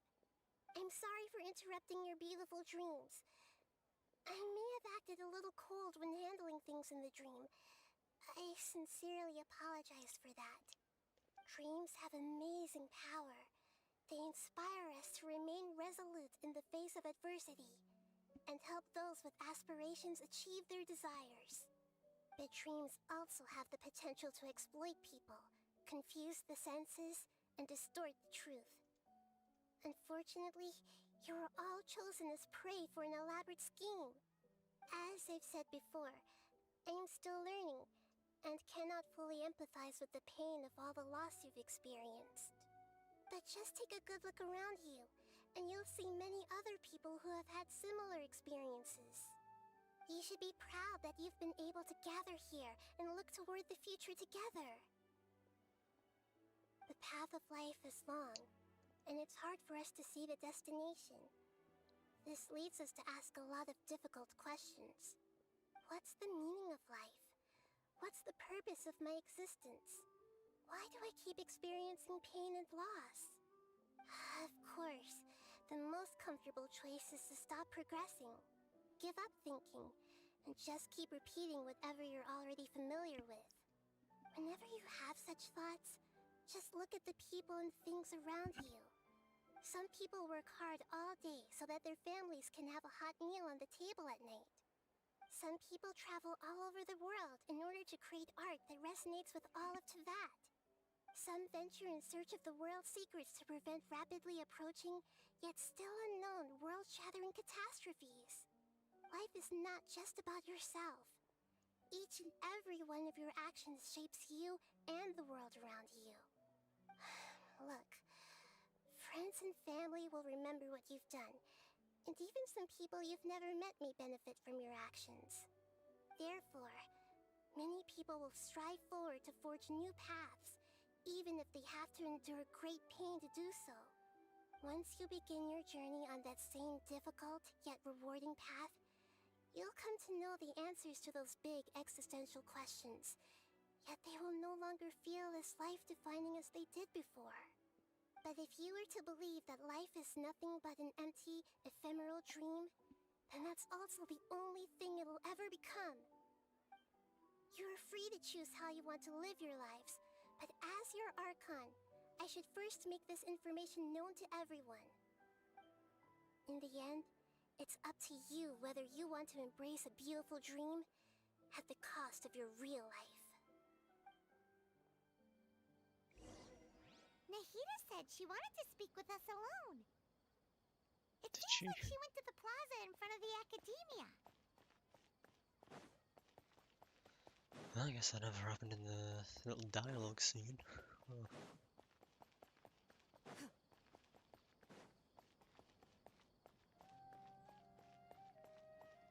Let's see what has to be said. You're amazing, Nahida! Even Paimon was nearly won over by that scholar in that dream. Well, he's very good at manipulating the weaknesses of human nature, but perhaps he himself had fallen prisoner to them long ago. That dream was incredibly beautiful and enticing. Ordinary people couldn't see through it and easily lost themselves within it. But as long as you can still wake up, you can still move forward with your life. Huh? What makes you say that? Right! You said that you didn't understand human feelings, but we saw how considerate you were with all these people. Your speech just now really connected with everyone. You did a good job. Thank you. I've heard a lot of sad stories along this journey, and several of them have touched my heart. You can't say that the victims of the dream really did anything wrong, and what they wanted was also not unreasonable. That's why I could understand them when they tried to resist us and protect the dream. But all of my understanding and stirred feelings probably can't even account for even 1% of the pain they've experienced. I don't think this 1% can be seen as an example of what you call empathy. You're too hard on yourself, that's for sure. Alright. I suppose going out into the world will help my confidence grow. I've learned that emotions are nothing like knowledge, and that's why it's hard for me to put them into words sometimes. Benuni, or Mercedes, said that I had never personally felt the pain of loss, but I have a vague feeling that this isn't true. The moment I entered the dream, I felt like I was wrapped in a blanket of warm feelings. It was so warm that it felt like I had returned to the start of my life, and I didn't want to wake up anymore.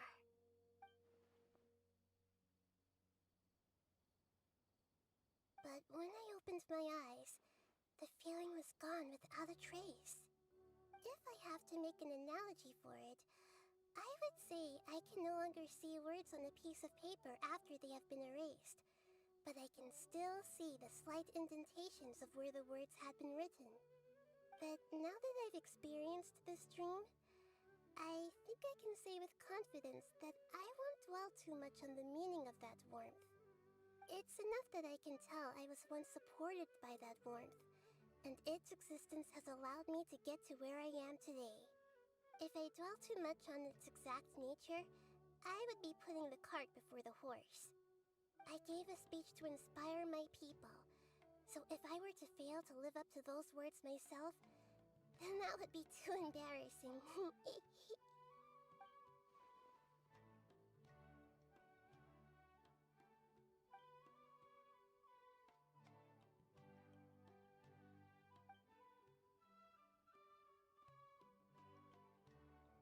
Hey, what's with that serious look? You keep looking like there's something you want to say. Is there anything you want to tell me? Okay. Since we just woke up, let's stretch a little bit. A new day is about to begin.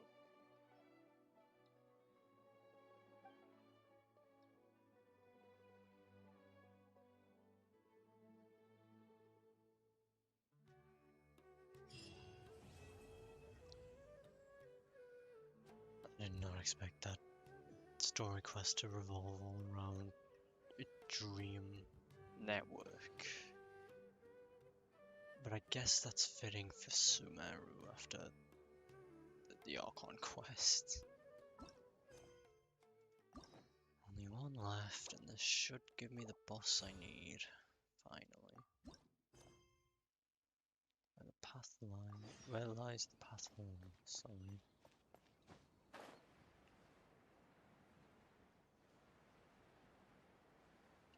The hell is this glider?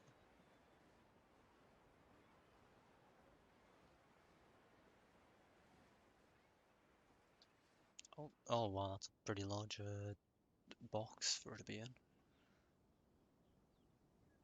Hey, isn't that Nahida? Nahida! Paimon didn't think we'd run into you here.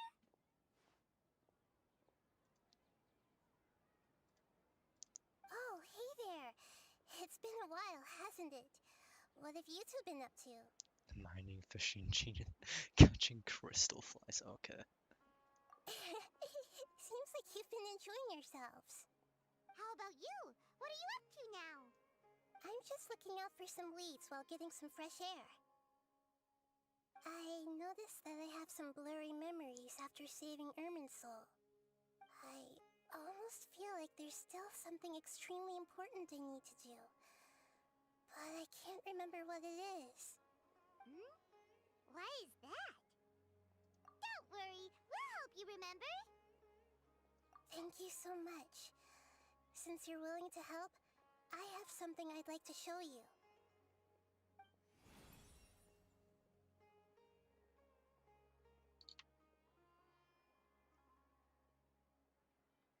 Ooh, it's beautiful. It looks like it's filled with some kind of power. I found it in the sanctuary of Suristana, but I have no recollection of it whatsoever. It's filled with pure elemental power that is quite similar to mine, but yet it's also a little different. It's very likely that it's connected to my foggy memory, but I can't figure out what it is. Traveler, do you have any ideas? You know, Nahida, we just happen to be going on an adventure right now. If we find anything, we'll be sure to let you know right away. Thanks, you two. I didn't mean to trouble you again. Don't mention it. Besides, it seems you've got a lot on your mind, and we'd like to help.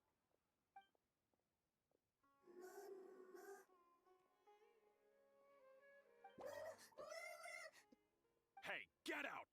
You shouldn't be around here!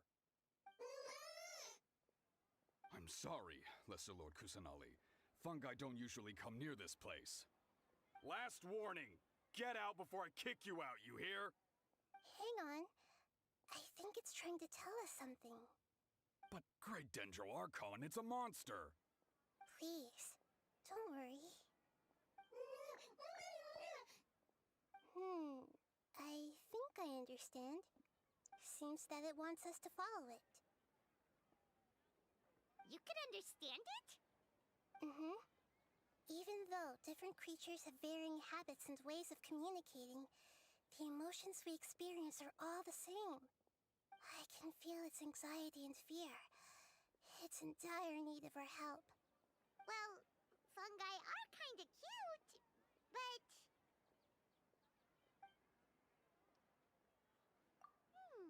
that's true. Okay, let's go take a look. Alright, lead the way, little fungus. Although they all look about the same, some fungi are friendly, while others are super aggressive and attack anyone they see. It can't be helped. Perhaps in their eyes, humans are like fierce monsters as well. After all, they can't distinguish which human behaviors are hostile or not, and it'd already be too late for them once humans have drawn their weapons. Hence why they tend to strike first, rather than waiting. That's not too different from how humans think sometimes. That's what I meant by shared emotions. I didn't expect to start this mission with following fungi, but alright.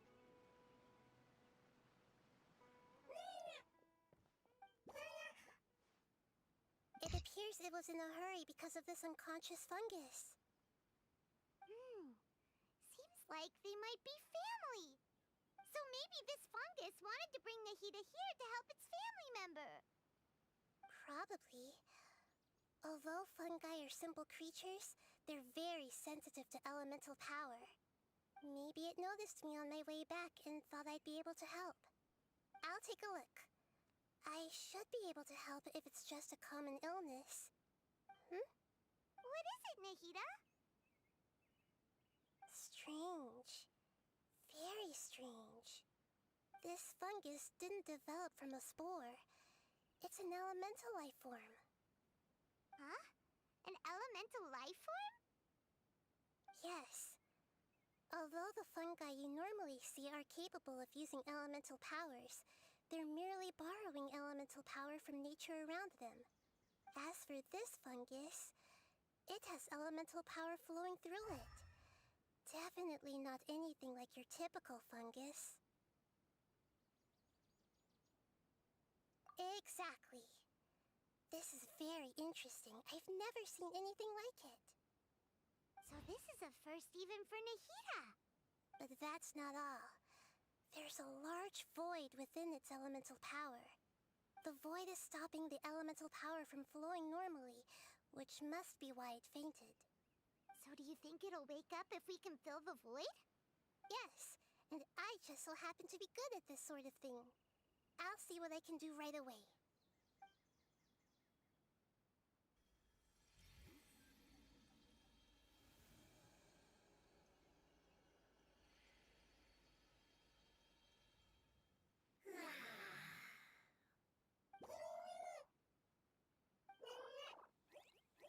My power was compatible. Looks like everything is fine now. Lord of Dendro? Is it really the Lord of Dendro? Oh, I can't believe the Lord of Dendro saved me. Thank you, as well as the stranger and creature next to you. Ah! It can talk? Oh, I didn't expect such a strange creature to make a sound like that. Seems I'm just as shocked as you are. What? Of course Paimon can talk. Paimon isn't a strange creature. Paimon's just... Paimon! Hello, Paimon. I am not yet able to evaluate an organism's intelligence from its appearance. I will only know you are able to speak once you have spoken. Oh, well, no need to take it seriously. It's no big deal. But does Paimon really look so dumb that people might think Paimon doesn't know how to talk? You misunderstand, Paimon. A mouth is used for eating, breathing, and other functions that are more important than speaking. So a creature may not speak, even if it has a mouth. I've never seen a creature like you before, so I dared not make the assumption that you could speak. Even if you do possess a number of human traits, it is still very common for creatures to have similar external forms but completely different interiors, just like fungi and slimes. Did this fungus study at the academia? It seems even more talkative than Paimon. You're not a fungus, are you? That's correct. This might be surprising to you, and I'm sure that you must have questions. Let's find somewhere else to talk. It might startle my fellow family members if I speak too much using this strange voice. Me, me, me, me, me. It says that it's very thankful for your help.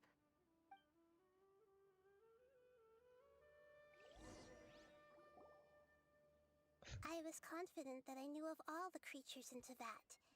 Even if there are ones I've never seen with my own eyes, I thought I possessed all the relevant knowledge about them. However, even if I were to lay out the traits of all elemental life forms, you don't seem to match any of them. What are you? And where did you come from? I come from an ancient race. We have existed for a very long time, possibly longer than any records in existence. My home was filled with flowing water and great mountains.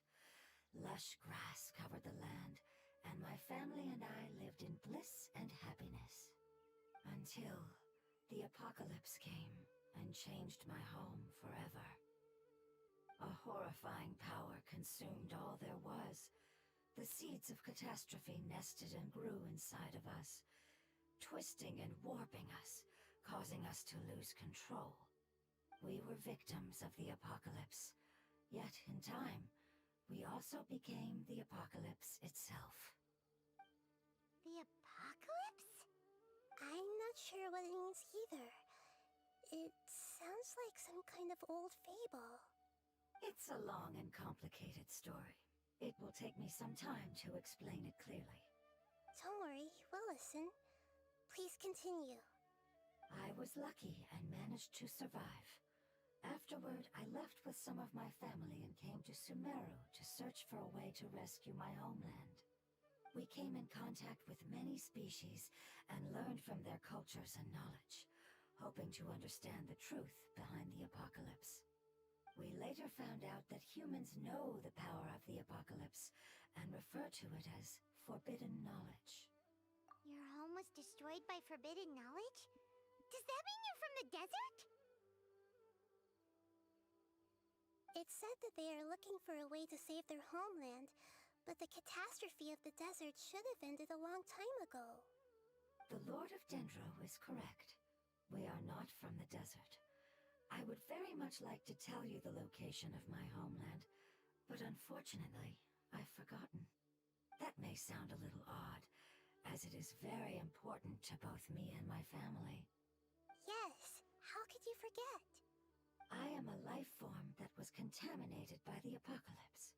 A part of my knowledge and memory was taken away as the contamination inside of me was purged.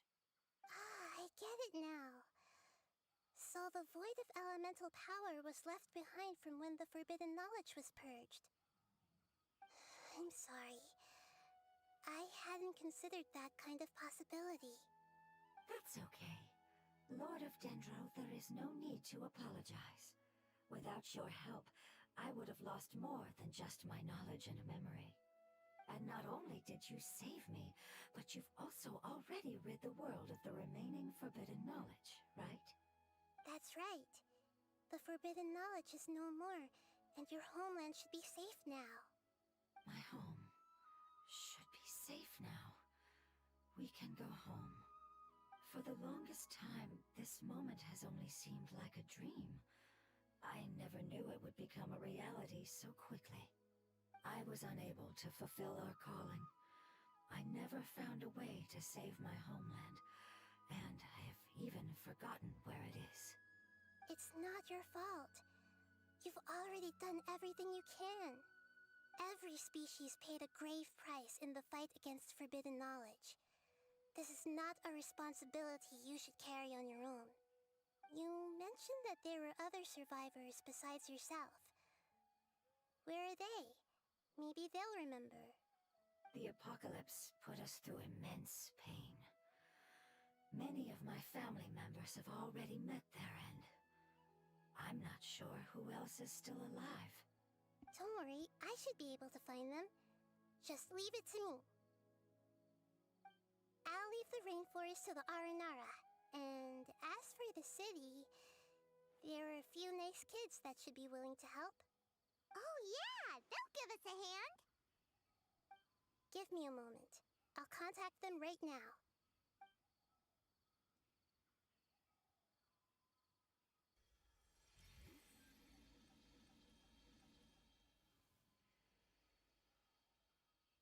That should do it.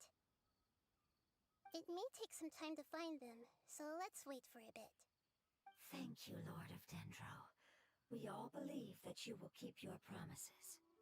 The moment I saw you when I awoke, I had a feeling you were here because of the agreement. Hmm? Agreement?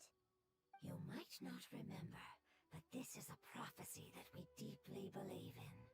That the Lord of Dendro will bring us home once the catastrophe comes to an end. Ah, I see. I'm sorry. There are also some blurry segments in my memory as well. but I'm very concerned about your homeland. This is something I should help with. It's really no trouble to me at all. Would you all be willing to come with me somewhere as we wait? The more family members that can return home with me, the better. But didn't you say that you don't know where they are? Yes, but I know their end. I will explain it to you along the way.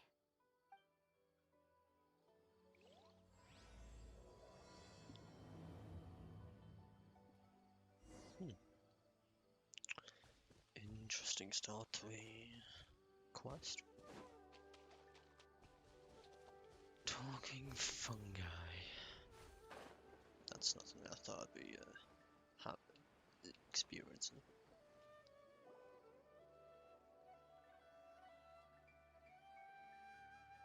There's something that I'm very concerned about. Yes, I didn't mention it just now, but do you remember when I told you that the power in the crystal is very similar to mine, yet also different? The elemental power inside the crystal is completely identical to that of the fungus. What?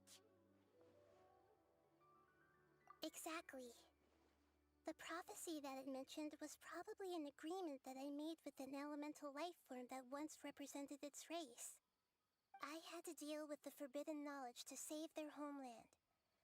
The process, however, took away some of my memories. That sequence of events would explain the persistent feeling that I had unfinished business.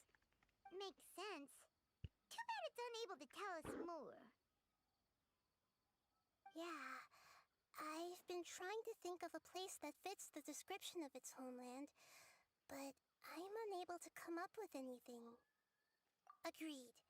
I really want to send them home, so they won't have to wander around anymore. Okay.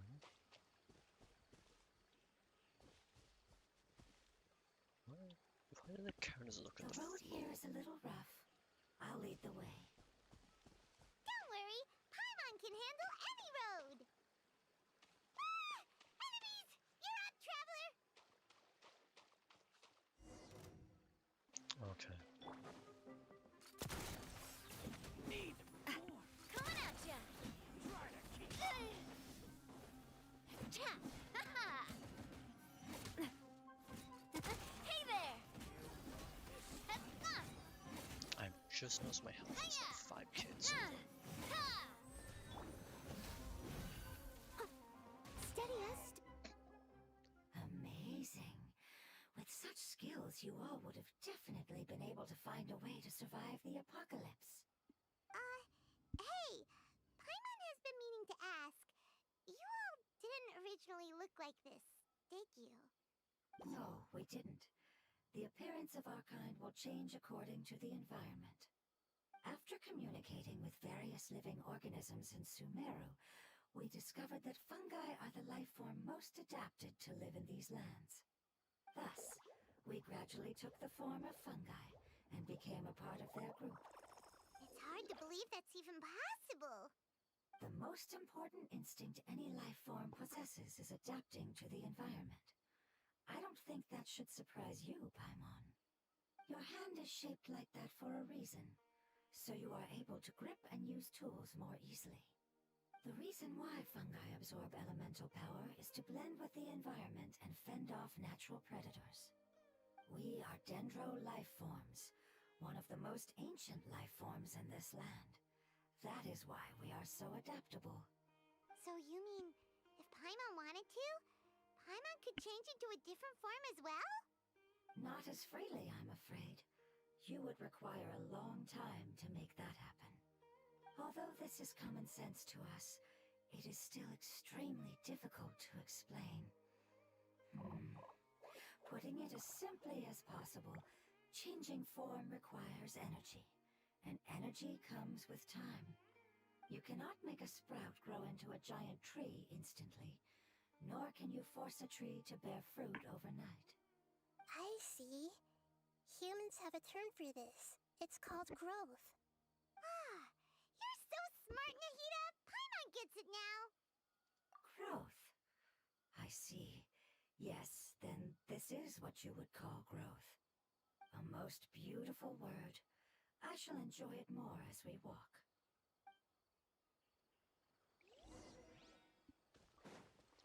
It's gonna take my Farther is it? We're about halfway there. You're doing great, Paimon. Do you need me to carry you on my back? Huh? Oh no, Paimon was just curious. Paimon isn't that tired. You seem to enjoy taking care of others. Oh, look at you. You think so? Does the Lord of Dendro need to be carried? That would be awkward, wouldn't it?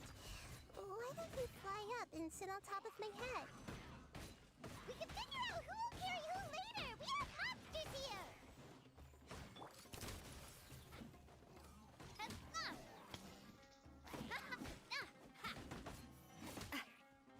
Come on up. I think we may have a different understanding of carrying someone. No matter whether it's tired or not, my child is always happy when I put it on my back and give it a ride. Child? You mean the fungi we ran into earlier? Yes, one was my friend, and the other was my child. Why can't your kid speak? Because it's just a fungus. I don't want my presence to change or affect the original state of the fungi species here. However, it is slightly different from an ordinary fungus. It seems to understand some human language, so I gave it a name. Oh, then it must be a really cute name. You know, like Bongo Head.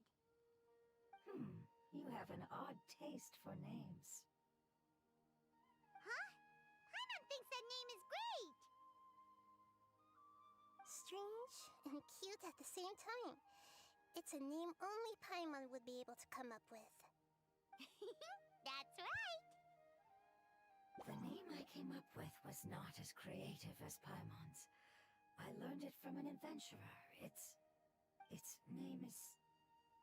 I'm sorry, but I've forgotten. Seems like I've forgotten many important things. Yes, I must remember it before I return. It's just as important as my homeland.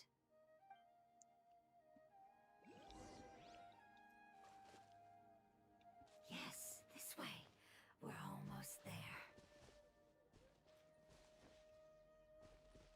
There's dendrochils. Don't see it though. Oh well.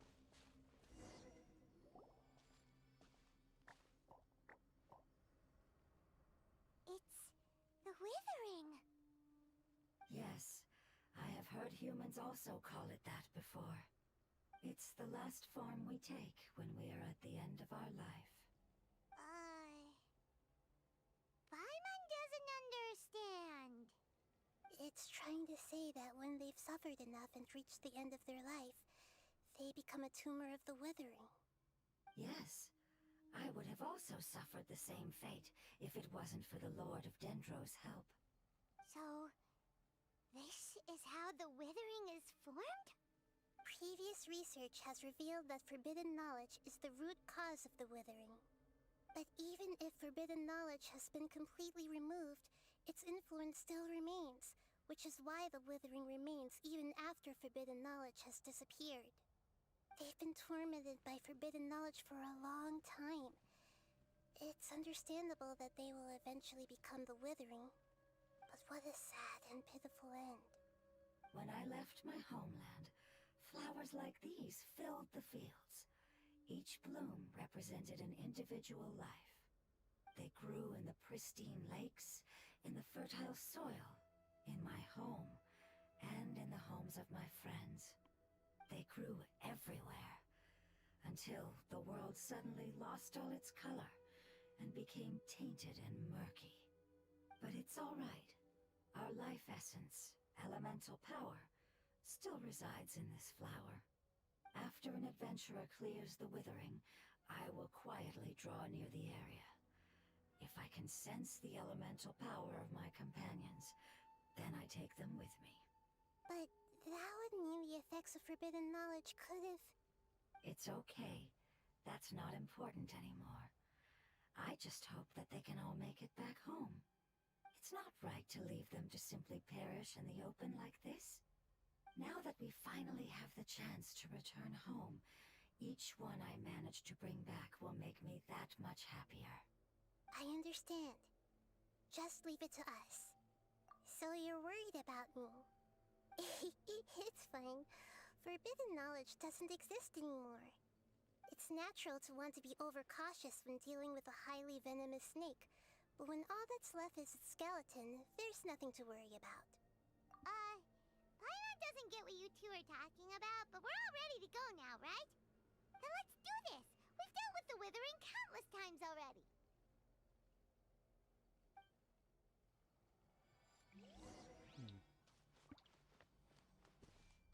Where are the flowers? Okay.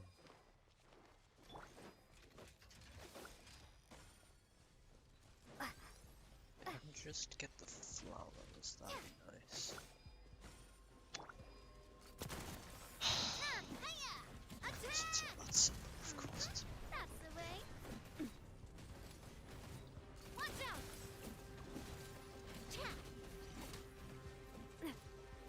Coming at ya!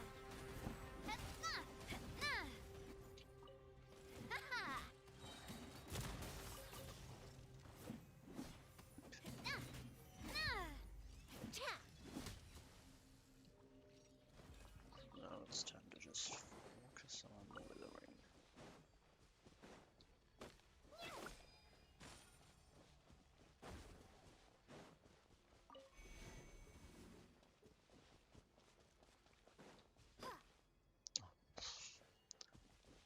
There we go.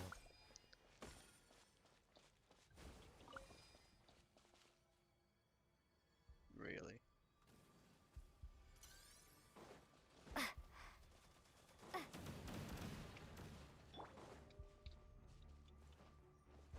Watch out! A proper send-off! From the Spina with love. Hey there!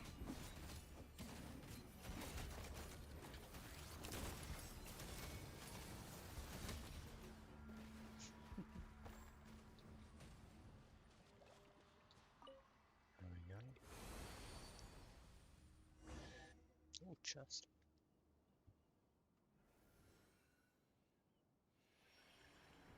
As I expected, it's the last of my kind that I'm aware of. So it wasn't able to make it to the end. If only it could have held on just a little longer. I hope that you will be free of this pain after returning home. Just thinking about how many elemental life forms have turned into tumors of the Withering makes Paimon sad. It's okay. As long as elemental power still exists, then we will still be around. An external form is but a gift of time. Through growth comes change, and even abandonment of previous forms. However, our true nature is not so easily affected. It wouldn't have come to this if we were able to cure them earlier. But I will cure all of them. Even if it's just for the sake of the rainforest and all the life forms that live in it. Thank you, Lord of Dendro. It was a wise choice for us to place our trust in you and wait. Hold on. I think I got something.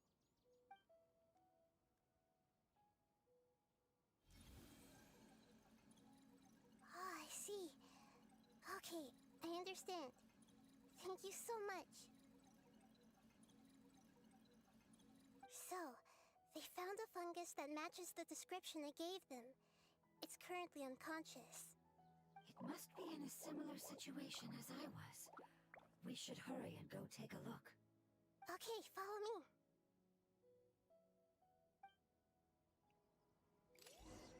Okay. Whoa! What a stroke of good luck! Up there.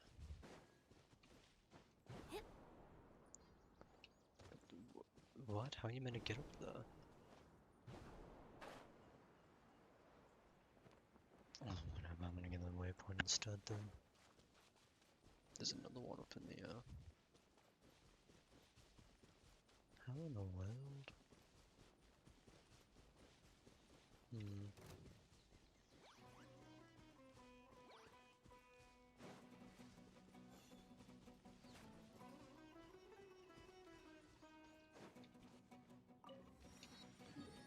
Oh, where do I need to go? All the way up here. Okay.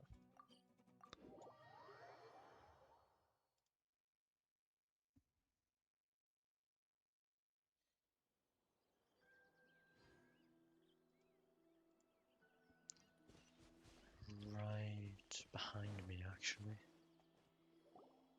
We're close now. It's just a little further inside. But there are so many fungi here. They're probably all ordinary fungi, right? Yeah, they won't be happy to see us. No fighting. These are all its family. Although we belong to different species, we've spent a long time living among the fungi. They are very important to us. They can be reasonable, as long as we try to communicate. What should we do? You're the only one who can make it through, right? But you'll need Nahida's power if you want to save that fungus. I've got an idea. Can you teach me how to change into a fungus? You want to transform into a fungus? But we don't have time for growth. Nahida is a god. Changing into a fungus should be a piece of cake for her. Even gods can't bend the laws of time so easily. Then we'll have to enter with the risk of being noticed. We may not be able to avoid a fight. But if spending some of my power will guarantee the safety of you and its family, then I'm willing to try. All right. You have great elemental power, so you may be able to do it. You will have to use power equal to that which is required to break through the limitations of time. I will lend you the relevant knowledge that I have. It should make your transformation process a little easier. All right, I'm ready. Changing into a fungus should be quite an interesting experience. Lord of Dendro, this is nothing to joke about. I am extremely serious about this. As am I. I'm not joking at all. All right. Let's not get hung up here. If it's really possible to turn into a fungus, then why don't we give it a try now? Okay. Good luck, Lord of Dendro.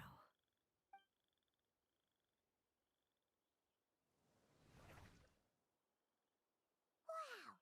You really turned into a fungus! It's actually not too bad. My perspective in this form isn't much different from usual.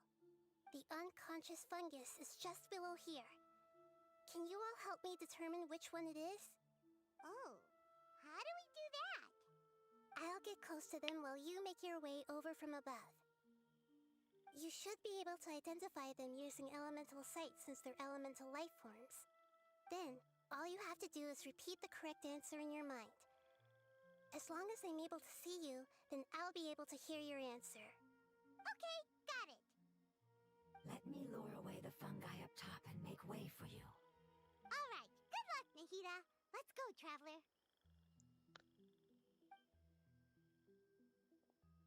Alright.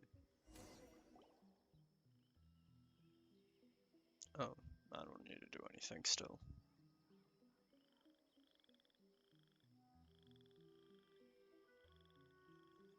Won't the unconscious one be the one in the back there?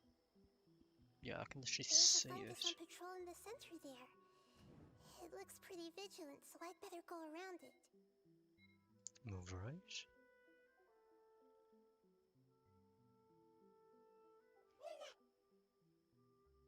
Why is it reacting like that? Uh-oh, the fungus on patrol noticed me.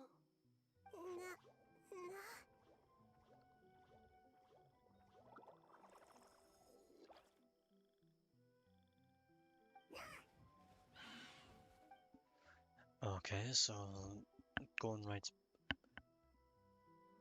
Okay. Oh god, it's gonna have to replay it every single time.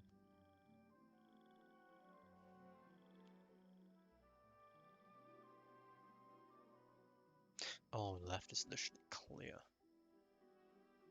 There's a fungus on patrol in the center there. It look...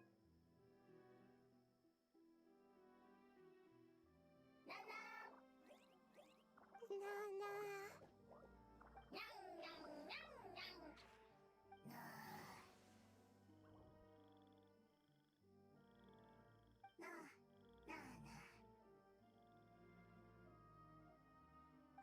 It seems they didn't notice me. It seems that fungus won't be moving for the moment. I should hurry and make my way through.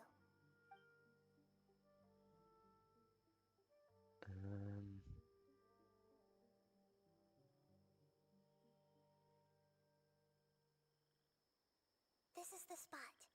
There are several fungi There is here. literally one lying there on its back. The traveler to catch up. I can see it.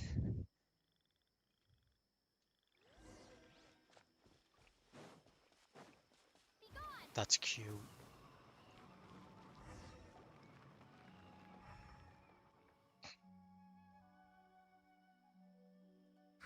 So this is the one. Understood.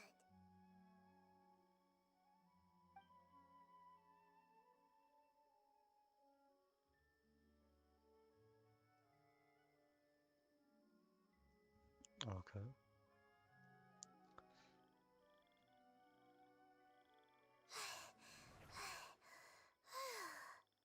Nahida?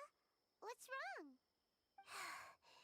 I never knew that it was so tiring to change forms like that. I even used the techniques that it taught me. Seems like its warnings were not unfounded. The power of time accumulates slowly and goes unnoticed. A great price is to be paid if you wish to perform drastic changes instantly. Thank you for everything you've done. All seems to have gone according to plan. Now, we simply wait for it to wake up.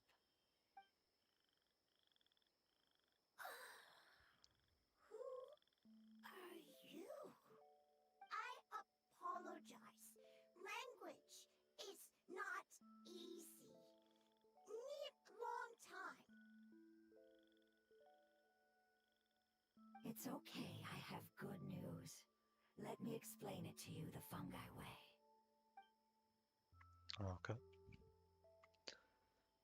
Apocalypse ended? Go home now? Yes, unfortunately, I've forgotten where home is. I was hoping you still remembered. I remember. Really? That's great! Home, Dendro Dragon. Oh, the Sovereign Dragon. Yes, the Dendro Dragon. I'm sorry, I just got so excited. I've probably never expressed such emotions before. But yes, our home is the Dendro Dragon. Oh, wait a minute. Paimon's confused.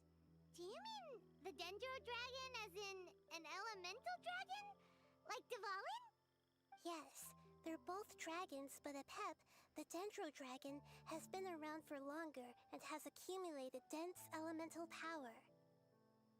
But I don't quite understand. Why would you say that your homeland is a dragon? Because we live inside the Dendro Dragon. Fair enough. Fair enough. The Dendro Dragon. Inside. Very big. Mountains, water, trees. Us. There is an entire world inside the Dendro Dragon's body. The Dendro Dragon nurtured the earliest life forms and protected us inside of itself. It once told us in a majestic voice that once we finally matured, we'd be able to start life in a new world. However, that day never came. Our homeland was the greatest place there ever was before the apocalypse arrived. Paimon's still confused. Yes, a very good example. It appears that you're much smarter than Paimon. The only difference is that the Dendro Dragon is much, much larger than any Dendro slime. Wait, then if that's the case, Doesn't that imply that a pep has also been contaminated by forbidden knowledge? Yes, that is correct. What has suddenly made you look so worried, Lord of Dendro? I haven't seen this expression on you before. A pep is the most adaptable life form in the world. The forbidden knowledge should have become a part of its body a long time ago. Which means that if all the forbidden knowledge has been eliminated, then a big void will also form inside the dragon! I'm afraid so. Its body and soul have probably been in terrible shape for some time now. No wonder I haven't seen a pep for so long. But how did it get contaminated? Was it due to the destruction of King Deshret's civilization? But anyway, a pep disappeared and has been gone ever since that time. It's been enduring unimaginable pain all the while. It's probably in pain as we speak. Yes! How could I have forgotten? If the Dendro Dragon fails to hang on, the elemental power inside it will no longer be able to maintain its form and will all be dispersed.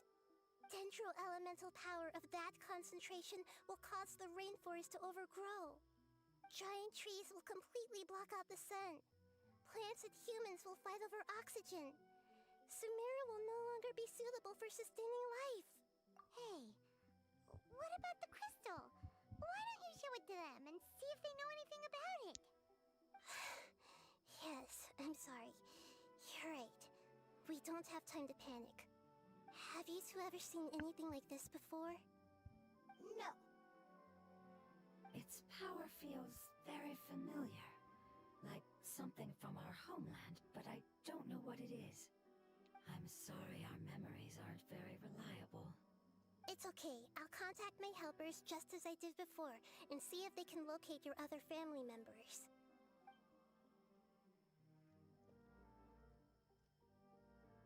I'm counting on you all. Your info is crucial to us now.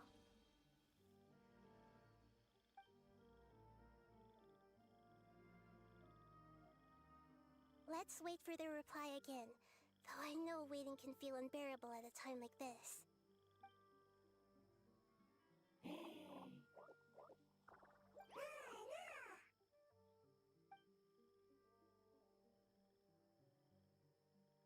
you.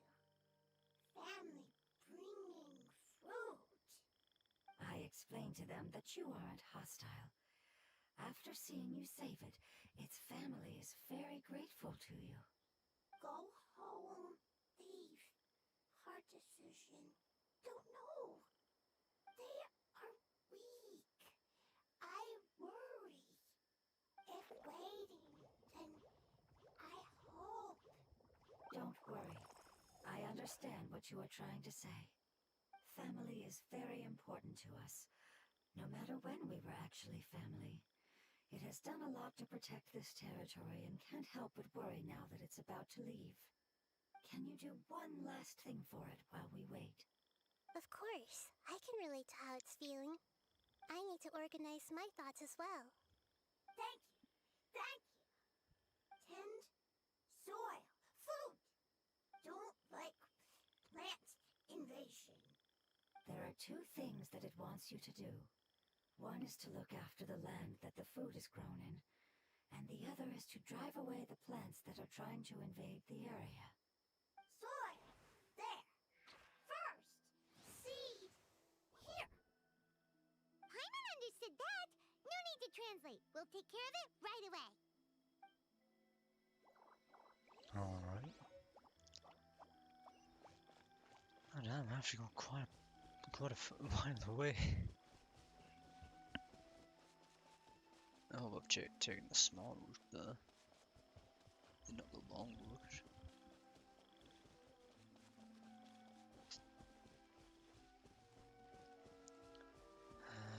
I guess it wouldn't really matter, actually. And then we have got to climb a little bit.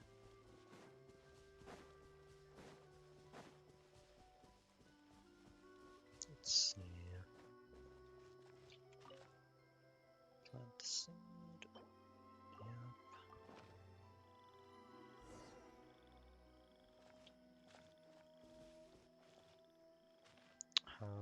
I meant to water it. I know how.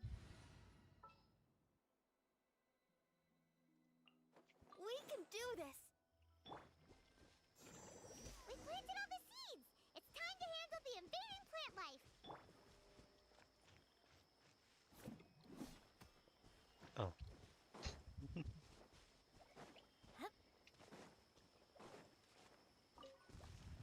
Of course, bees. It wasn't kidding when it said plants were invading! Easy. Whew. That should be all of them. That wasn't too tough. Yeah, I've calmed down now. But it doesn't seem like there's too much we can do until we receive some new leads. Can you tell us about the Dendro Dragon? We don't know anything about it. Who is it? And what does it have to do with King Deshret?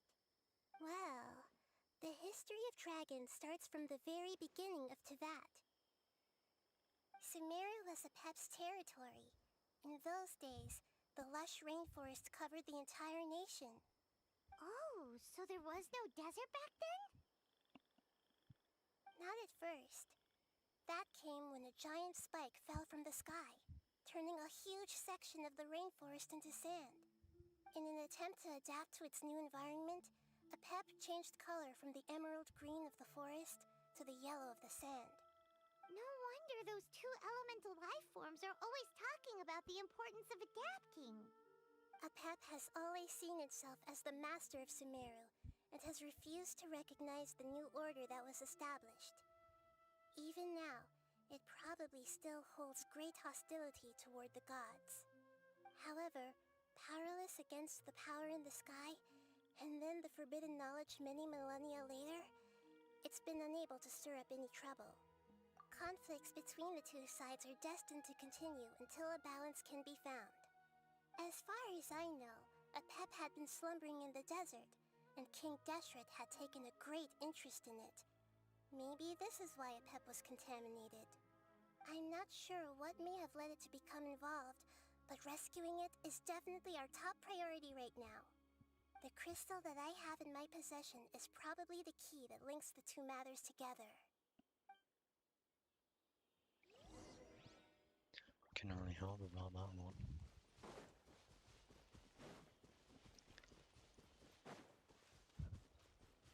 This is gonna take a little bit.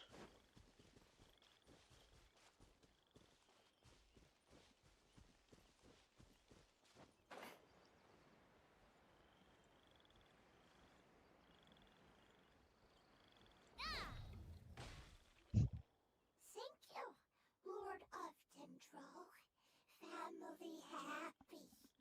You really like them, don't you? Family like. Do you not like your family? That's not what Paimon meant. It's just that you guys aren't actually the same species. Does that matter? Family likes me. I like family. Paimon doesn't quite understand. What it's trying to say is that as long as family members get along well, then nothing else matters. You place importance on appearances, but we do not. We find the experiences, knowledge, and connections we've made to be more important.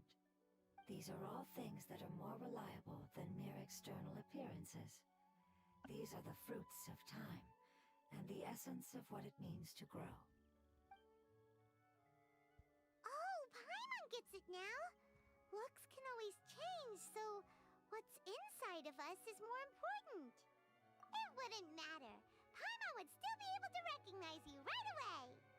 Oh? Understood. Thank you. Still nothing new from the forest. Seems like we won't be able to find your other family members for now. It appears we are out of leads to follow, and if no one knows how this crystal works, then Apep may be in danger. Sorry. It's okay. It isn't your fault. I don't think it's a coincidence that neither of you can remember anything about the crystal.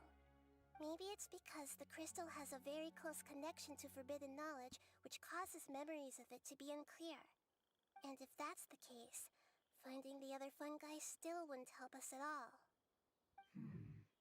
The crystal and the apocalypse. The apocalypse and memories. Lord of Dendro, do you still remember the prophecy? I do. What about it? The prophecy is a story that connects events of the past and the future. A family member once said that the apocalypse is a part of us, and that there is value in preserving it. The rest of the family did not approve of its opinion at the time, so it left. Preserving the apocalypse? Do you mean that there's still some that hasn't been eliminated? That's not very likely. The power of Irminsul covers every inch of the land. Did the prophecy say where that family member went? To the limitless depths east of Sumeru, a murky place that no one can return from. Yeah, that must be the chasm, right? But what is it doing there? It's impossible to preserve forbidden knowledge, but what if it can be converted to a different form? I'm sorry if I'm suddenly not making any sense. However, I do think it's possible. Follow me. I'll explain it once we find that elemental life form. Going to the chasm? No. Oh.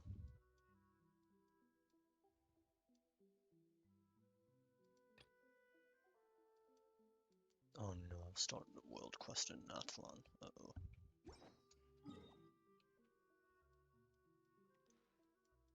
I think I need to go to the chasm here.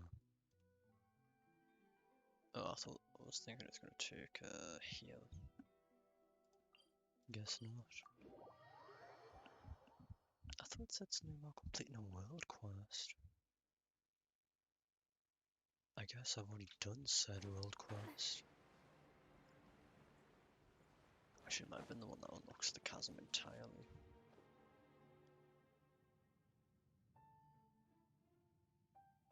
So that elemental life form came all the way here on its own and spent a long time by itself?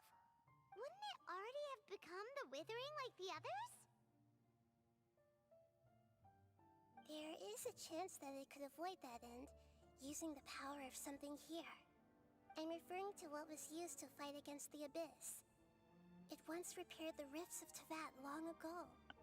It has the ability to purify and stabilize powers that shouldn't exist in Teyvat. Forbidden knowledge that its light has shone upon is kept here forever in a different form. Yep, it's just like soap bubbles that rise to the water surface. Another strange metaphor, but Paimon somehow gets this one. What the Lord of Dendro means is that the apocalypse was altered by the power of the giant spike and hidden within the oozing filth. Yes, and it shouldn't be far from here. Let's go and take a look.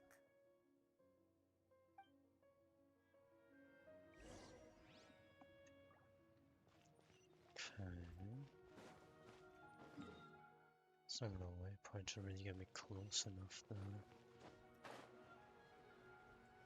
Oh, did it mean it's did things from that world quest? Because I recall that falling down. That might have been what it said.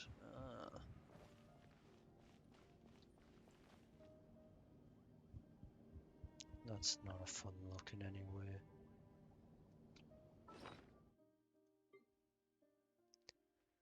Where is it? There it is.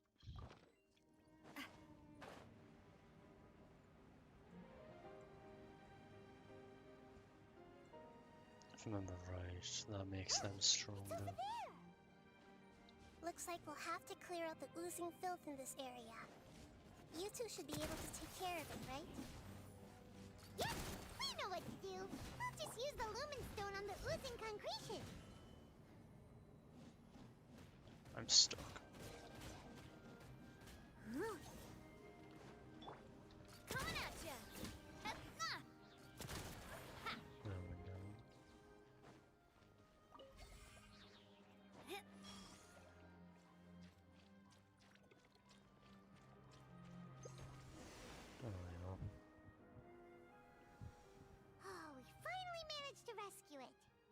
It should be the life form from the prophecy. That light.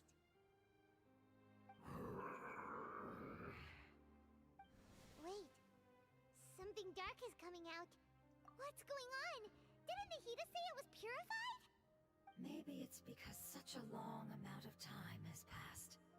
Although the power of the oozing filth is more stable than that of the apocalypse, it is still a form of dangerous power. It might have lost its mind after being soaked in it for such a long time. Oh no! But we still have tons of questions we need to ask. I should be able to purge it with my elemental power. But this is our only chance. Traveler! It's okay. I trust your judgment. I was being a little hasty myself. Let's see if we can think of another way. Oh, yeah! You said that the elemental power in the crystal was identical to theirs. You want to use its power, but... The Lord of Dendro seems hesitant.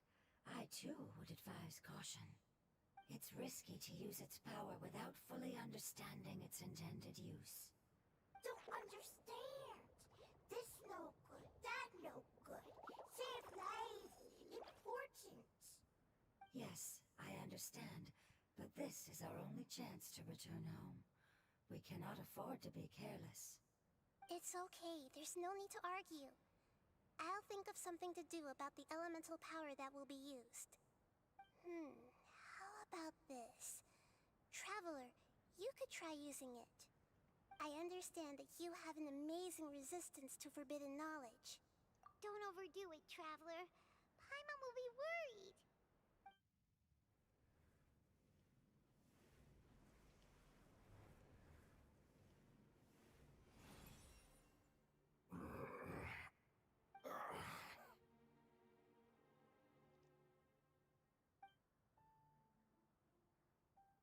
Lord of Dendro, and you others, how long have I been waiting here?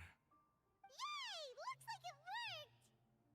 Lord of Dendro, here in person. Does that mean the apocalypse has come to an end? Wait, did you get smaller again? I'm sorry, that portion of my memory is highly unreliable at the moment. I can't seem to remember who you are. That sounds about right. After all, the purpose of my existence is precisely for those unreliable memories you speak of. You once said that the apocalypse will be completely eradicated, and that relevant memories will become unstable. Even you couldn't promise that you'd remember our agreement after those events take place. However, you are definitely someone who stays true to your word. My sacrifice is nothing compared to your resolve. You and I made the agreement? Yes, you used your power to protect me. That is the reason why I was able to survive here. To be honest, I'm nearing my end. I had thought I'd be stronger than this. No one can withstand the power of the apocalypse. In order to preserve a somewhat stable memory, I had to change the power of the apocalypse into a different form. Only the giant spike that fell from the sky was capable of doing something like that. But the moment I chose to go through with it is the moment I lost my chance of being rescued by the Lord of Dendro. But enough about me. Lord of Dendro, let's get to the important matter at hand. As you can see, I won't last much longer. I understand, and I'm sorry, but... Can you please tell me what this is? This is a fire seed. It's an essential item for saving the Dendro dragon. Thankfully, it appears to be in good condition. The Lord of Dendro and our people created this item together. It mimics how the Dendro dragon's heart of Oasis operates. The Dendro Dragon has been tormented by the apocalypse for far too long. It too is nearing the end of its power. However, if you are able to reactivate its Heart of Oasis using the Fire Seed, then the Dendro Dragon will begin to recover. And as a result, our homeland will return to the way it once was. Oh, so the Heart of Oasis is a pep source of power. No wonder the crystal was able to heal this fungus just now. That's what it's used for. What? You used the Fire Seed to save me? Mm-hmm. Why? What's wrong? That's... never mind. It's not your fault. You didn't know. The Fire Seed contains a high concentration of elemental power inside of it. It's very powerful, yet fragile at the same time. It is not stable in its current form. To prevent any accidents, please don't use it again. Since I am its creator, I will take responsibility for it. I assure you there's no need to worry. All right. Aside from being able to heal the Dendro Dragon, the Fire Seed can also resonate with the Heart of Oasis. In other words, you'll be able to find the Dendro Dragon by following the guidance of the Fire Seed. But you should hurry. There is little time to waste. What about you? Forget about me. You should hurry home now. Everyone is returning home, including you. As I told you, I've already lost my chance to be saved by the Lord of Dendro. Lord of Dendro, I thank you for coming to find me, and for being willing to save the Dendro Dragon. Our past has been saved, and our future has been ensured. It's enough for me, just knowing that they will return home. Hey, wait! It turned into oozing filth. Can you use the Lumen Stone once more? I can still feel its elemental power. Please, of all of us, it deserves the chance to return home the most.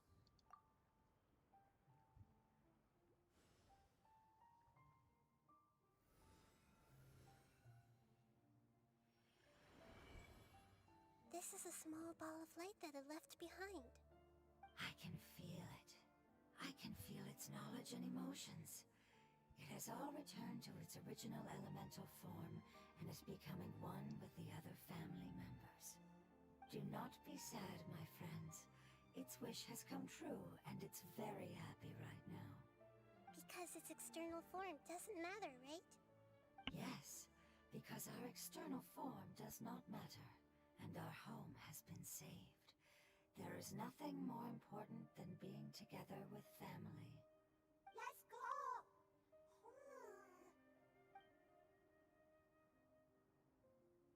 Home.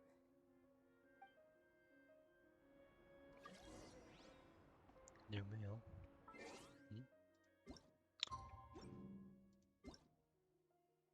Ah, I see.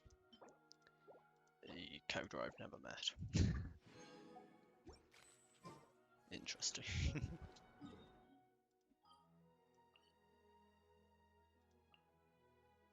You can just press that.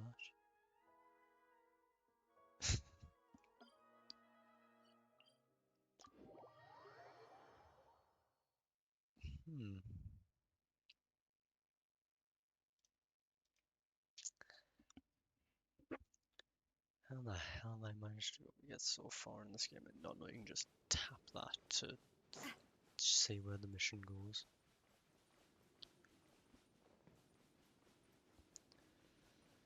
God, I need to start exploring the Sumeru deserts again.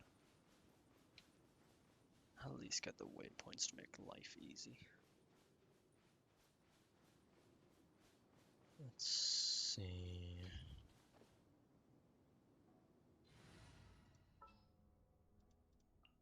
One is fast on one.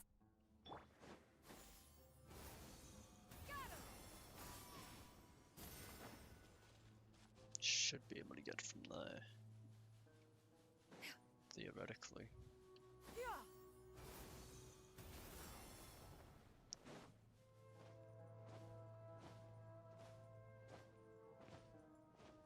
At least this way should give me the easiest time to get up.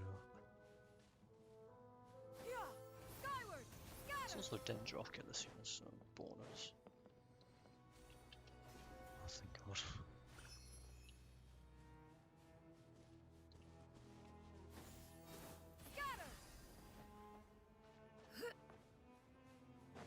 Let's go ahead and grab this waypoint.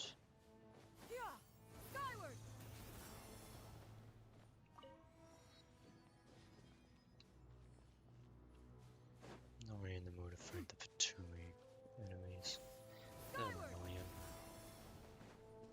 Especially after discovering the triple local legend in Natlan. That just solidifies I don't want to fight them ever again. Hey there!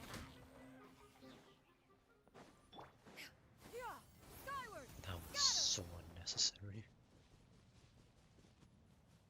Don't put me in a cutscene or anything, please. That'd be nice. Damn it. It's not much further.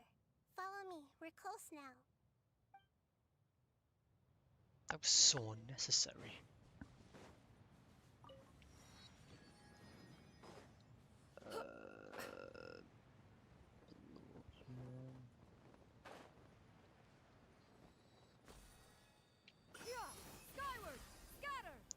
This is essentially turned into me exploring Sumeru for the most part.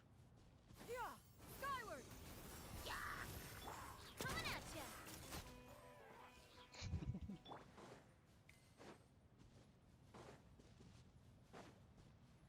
Is it up or below? I can feel its power lingering and shifting around us. Sometimes it feels distant, but other times it seems close. This is its way of warning us. It Of course it's up already there. noticed our presence. That's a problem for later, me. I don't care about it at the moment. We won't be able to see anything if we keep going that way.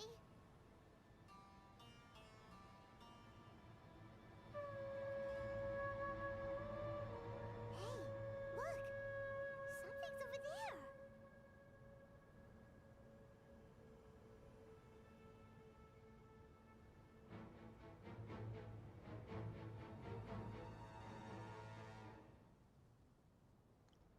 We found it.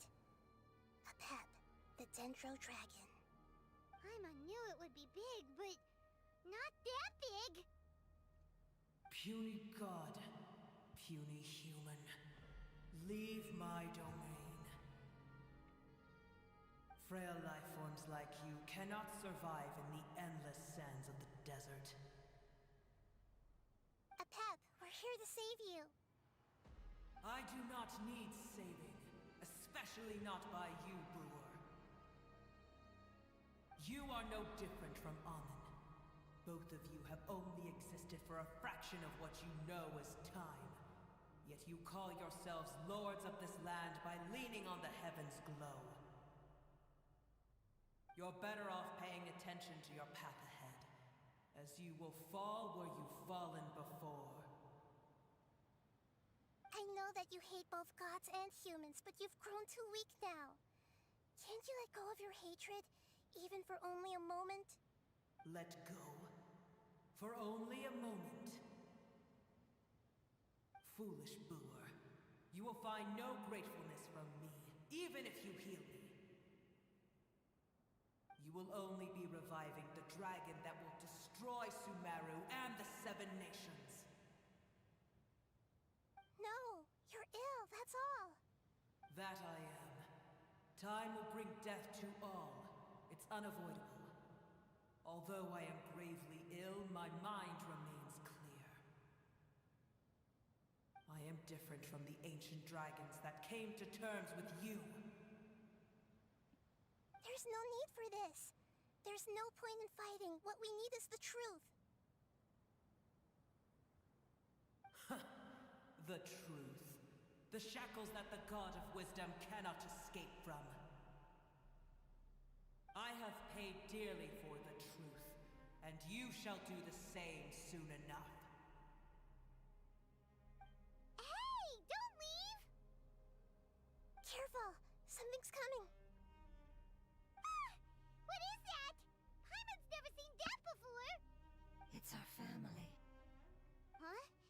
They're your family too? But they don't look anything like fungi. External form not important. Inner nature say.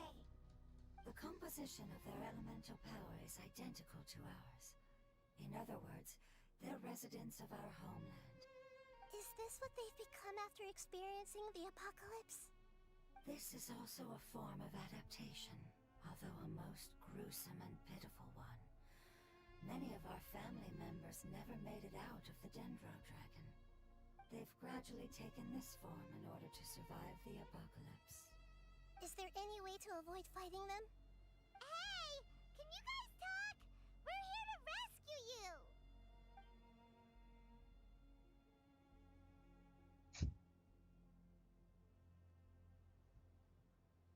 They've given it their all just to survive. They're being drawn by the fire seed. Only its power can temporarily free them from their pain. All that remains are the instincts to survive and search for energy needed to do so. Everything else has been discarded in the process of adaptation.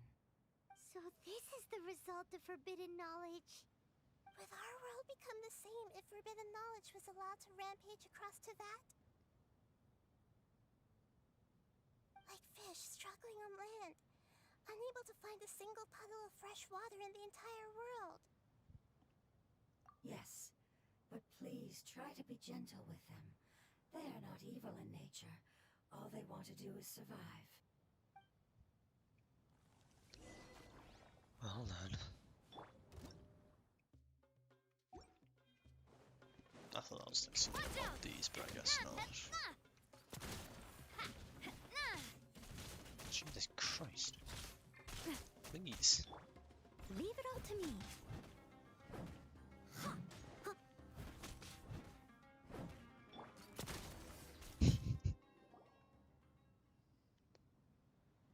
Paimon thinks they used up all their strength. They don't seem aggressive anymore. They want to go home. Yes, it was never their intention to leave the Dendro Dragon. Is there a way to make them revert to their elemental form? Years of torment is what turned them into their current state.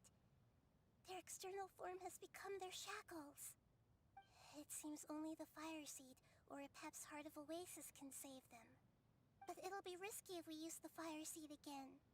Correct. We cannot use the fire seed again. Everyone goes home, not just us. This is becoming quite the dilemma. Let me think for a second. It's fine. Let's use the power of the fire seed. I can't bear leaving them in the desert like this. Don't worry, the decision is on me. I'll take responsibility for whatever happens.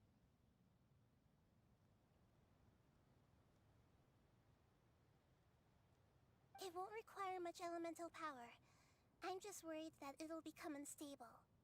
But as long as I use my elemental power to stabilize it a little, it shouldn't be a problem. Thank you. Sorry. Stubborn. Thank you, Lord of Dendro. Returning home is the most important thing to you. I've come to understand that during our travels. I'm not doing this just to protect you, but also because I hope to use you and your experience and try speaking to Epep again. After all, that giant Dendro Dragon is also your family. Maybe it would listen. I will stand with you, Lord of Dendro. I will never forget your kindness. Yes! Thank you. Alright, here it goes. Family. We will all be able to go home soon.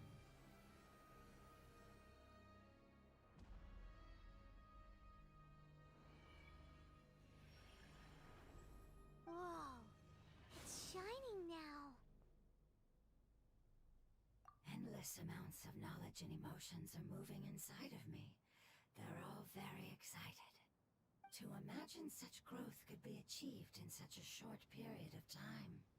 It's because you're carrying everyone's hopes and dreams. Yes, finally, we can go home. This is the last part. Let's go.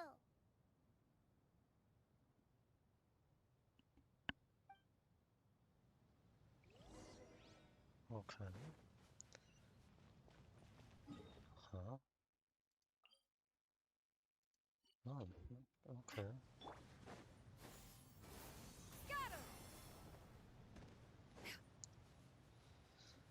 Didn't expect it to go over here instead. Yeah! Skyward!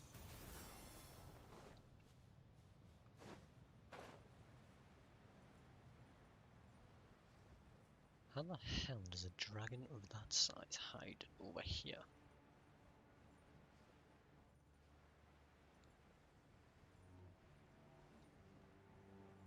Hmm.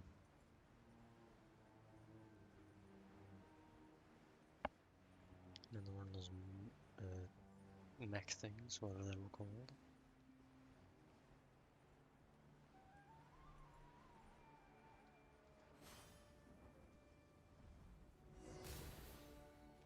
Yeah!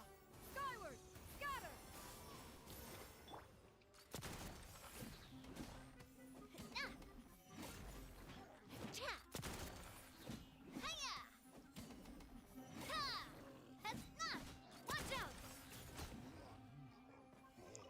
Nice and 3 parts. I can't get that crystal fly because of course I can't.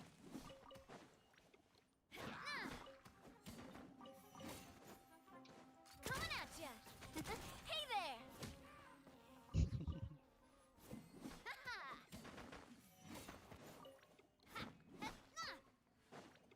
Might as well get some fruit cheers while I'm here. And a free waypoint. Not waypoint, viewpoint. This cave is huge. Could this be where the Dendro Dragon lives? Yeah. Who knows what's inside that cave? Our goal is not only to find the dragon, but to also enter the world inside of it. That will be impossible if we can't get it to cooperate with us. But how are we gonna do that? It doesn't seem to want to help at all. I'll see what I can do. Pep, I know we don't see eye to eye, and that we have a very different understanding of the world and its orders. However, we are both born of elemental power, and both suffered the torment of forbidden knowledge. We are not that different. And right now, we share a common enemy. We should not let our differences get in the way. Wonder if the Dendro Dragon's even willing to listen. I don't care about what you believe in, who you hate, or what you've done in the name of hatred. Nor do I expect you to be grateful. I'm here to save both you and your people. My people. They've been searching for a way to save you ever since they left their homeland. They yearn for a chance to return home. And now that everything is over, all the hatred that you harbor has lost its meaning. Rather than continuing to fight, you should consider the life you've produced.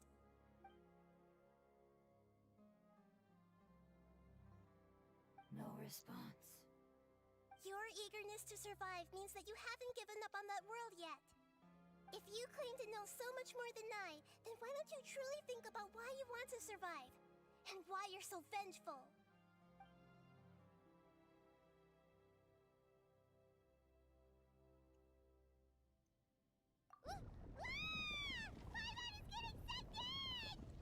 Please keep everyone safe. And send us to the homeland.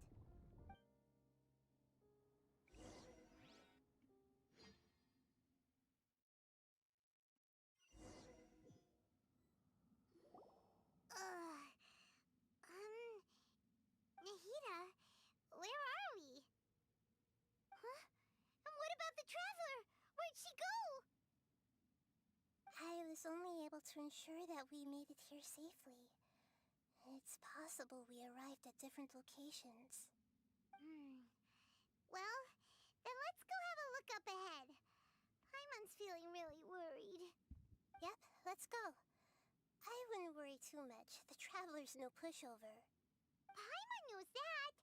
It's just that Paimon isn't used to not having the Traveler around. Let's hurry. She might be just up ahead.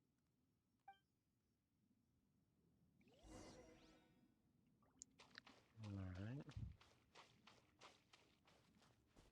Oh, you can't even run, you're just stuck at the jogging pace, okay. Fair enough. What's that? That should be the heart of Oasis. All we need to do is light it with the fire seed, and it'll restore a pep with elemental power. The damage it suffered internally will also slowly begin to heal. Then let's hurry and light it! We still need to find the Traveler! Alright, hang on.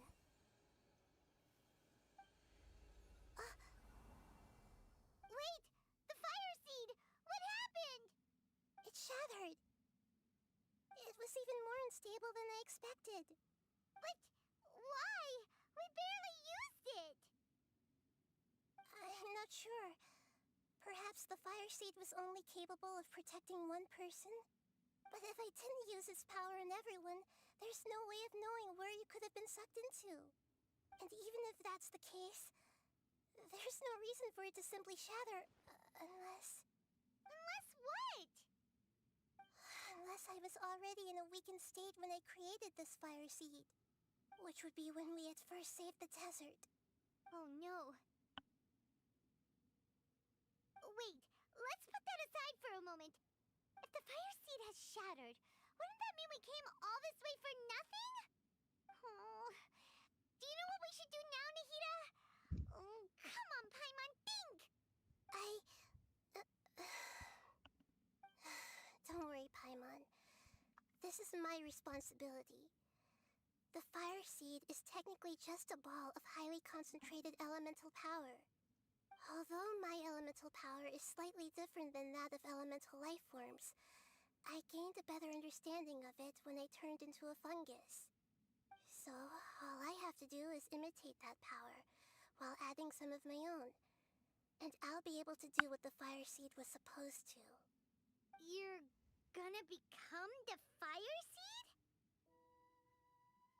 Yes. It'll take a lot of power from me, but it still won't be anything compared to when I was in the desert. I might, however, become even smaller.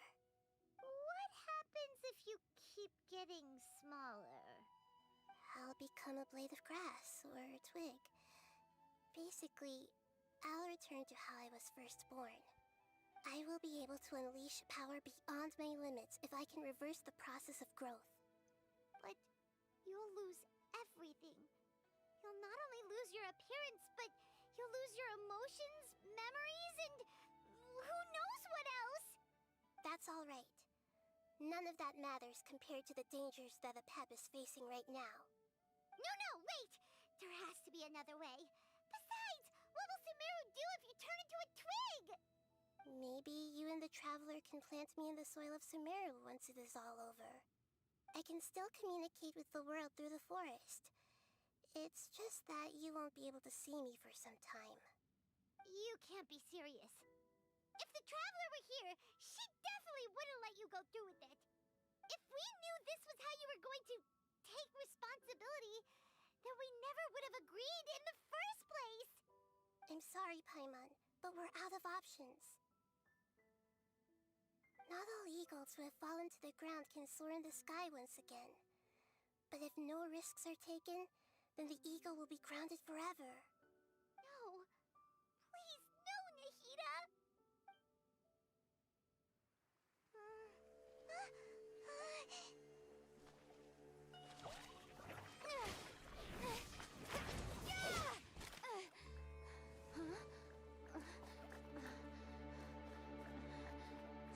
The fire seed shattered, and Nahida's, she's... I know. A sacrifice must be made. But not by the Lord of Dendro. grown on this long journey. If the purpose of that growth was to return home, then our wishes have come true.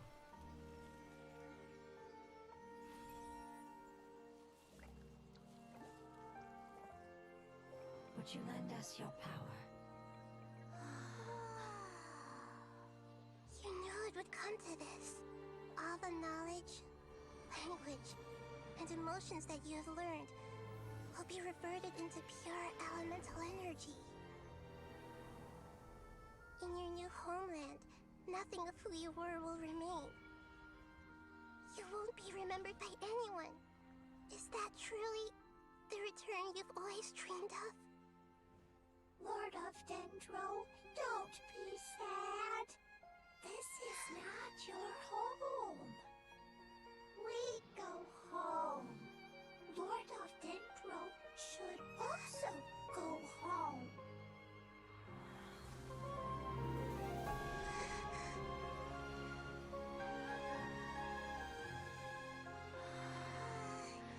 Hear us, please. Feel our heartfelt desires. Awaken!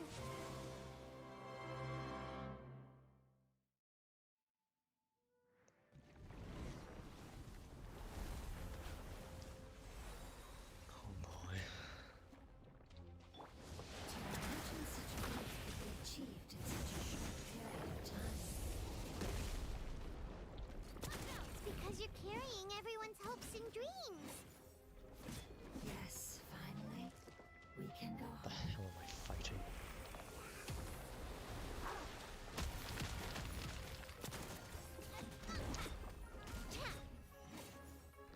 Coming at ya! What's it doing? Watch out! What is this combat moves? Where'd that come from? Please. Watch out! Nah! Where'd that come from? Watch out! Haha! Nah! Hiya! Oh, second tries? Seems really curious. There is 2 phases. Thank you for protecting me with your elemental power. Goodbye. We may never meet again.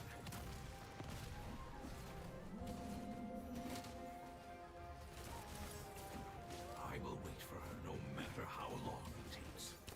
This is the agreement we made.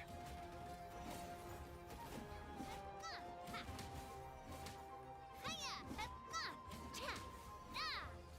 Hey there! Attack! That's the way. Haha! Watch out! Nah! Nah! Hey there! Hiya! Nah! Ha! Fire! Well, with Thank you for all the VR I have. Nah! Haha! Hiya! Cha! Nah! Nah! Ha! Hiya! Nah!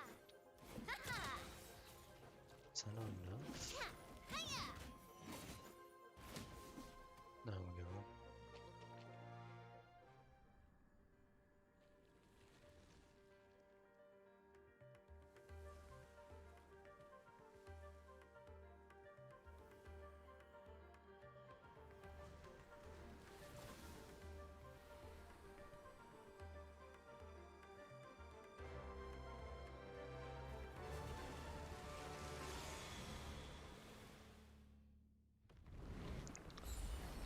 Jesus Christ.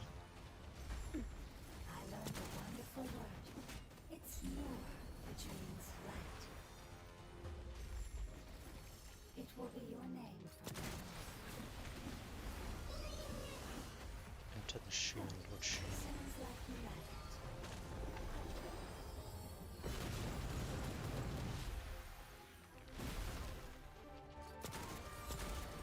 Nah! Cha! Ha!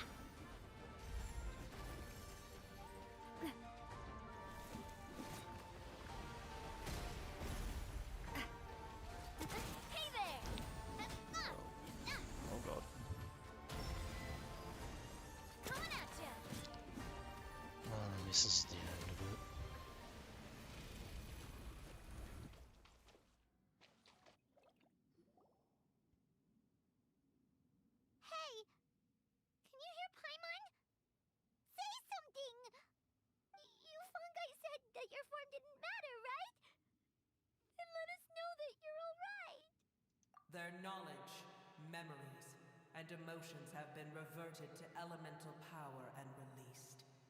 They are no longer able to respond to you. The guardians that have accompanied me for countless eras have also transformed into my elemental power, just as they did. They will be born once again now that they're one. There's nothing to be sad about. But that's different! They won't ever be the same. Paimon, we will never understand it, and it will never understand us. That's how it's destined to be. But as long as you can be healthy again, then nothing else matters to me, Apep. Sumeru will be free from threat as long as your health is maintained. I thought that my rage would be kindled once my power returned to me. However, what I feel now is a feeling that has long eluded me. The feeling of peace. The forbidden knowledge influenced you ever since you were contaminated, greatly amplifying your hatred and rage. Yes, there's no denying that.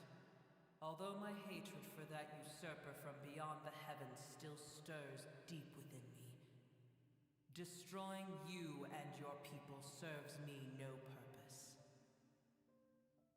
Be that as it may, my position still stands, and I will have nothing to do with you. When you inevitably perish due to your ever-expanding curiosity, I will still sneer and mock you in my heart.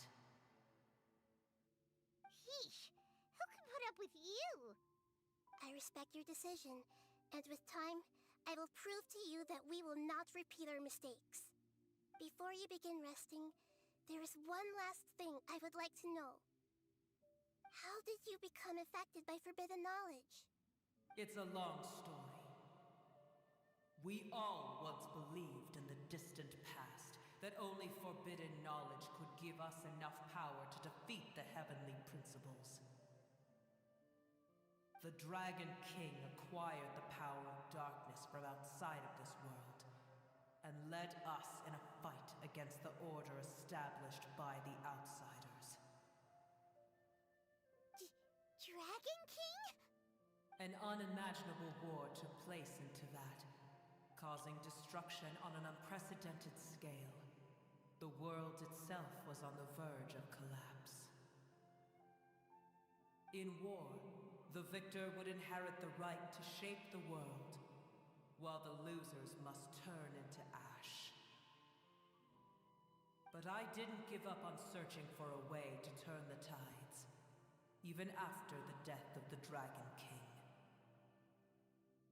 As I attempted to collect more forbidden knowledge from the corners of the world, as it was on the verge of collapse, I was stopped by the giant spike that fell from the sky.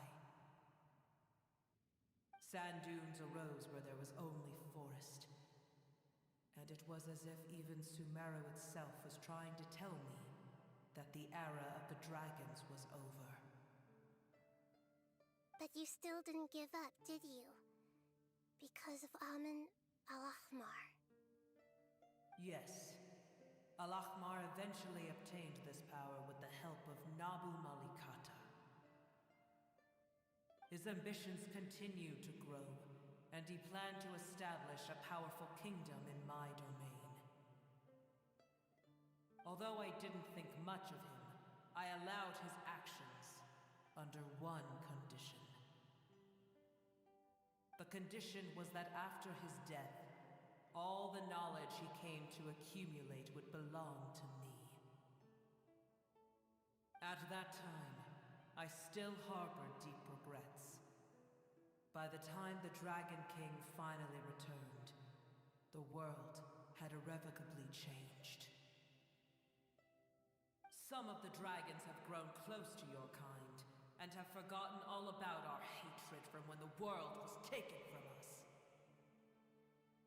And some died, leaving behind nothing but their bones, while others chose to flee after experiencing pain and agony. But for me, the scales and will of the Dragon King still shine bright in my heart, even to this day.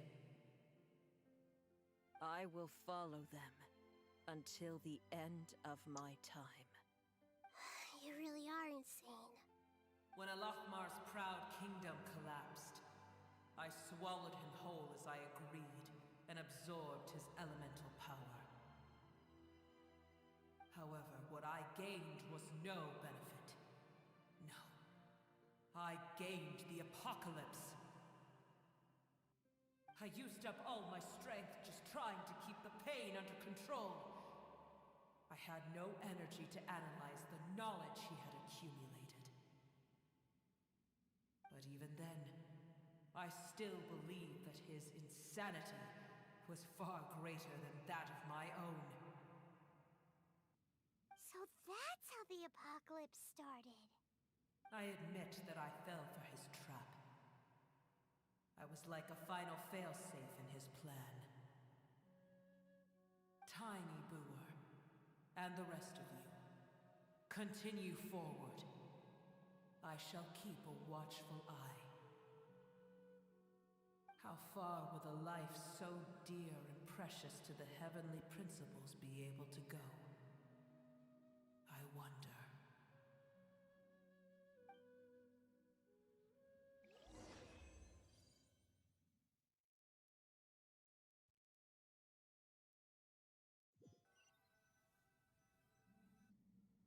Hey! Looks like we've been sent back out! Still in one piece, too! The dragon will need to rest for a very long time before it is fully healthy again. It's not as ruthless as it was before. Curing the dragon of its illness has seemingly made it more open to reason. Nobody's in a good mood when they're feeling sick. Even though we accomplished something really important, Paimon still doesn't feel happy for some reason. Indeed. Although they'll still have the chance to be born again, they've lost their memories of their journey and their feelings for their homeland. Each opportunity for growth is unique in its own way. Perhaps the immense power we released was the pouring out of all these irreplaceable emotions that had built up over time. Can you really call a place with no family your home? Family. Right! The hydrofungus left behind its family.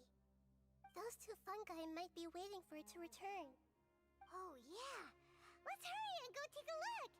How are we going to explain all the complicated things that happened? That's a good point. There's a trial down here. There we go.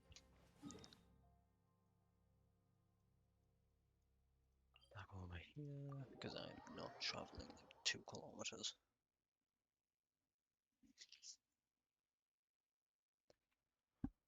Alright. Claim this before I forget. Yeah! Skyward! Oh, they're still waiting for him. They're still here! Have they really been waiting here all this time? We're back.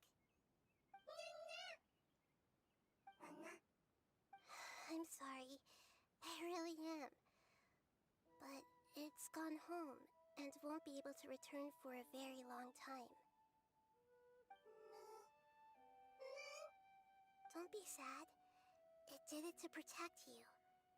Your happiness is more important to it than anything else in the world. It's said that Newer is its most important family member. That's your name, isn't it?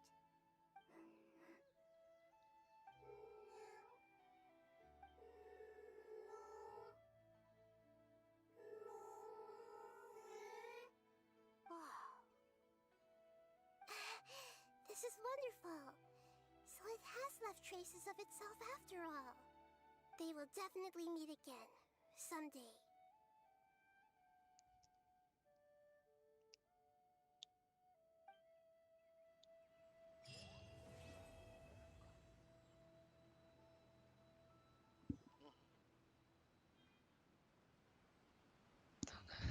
to feel after that.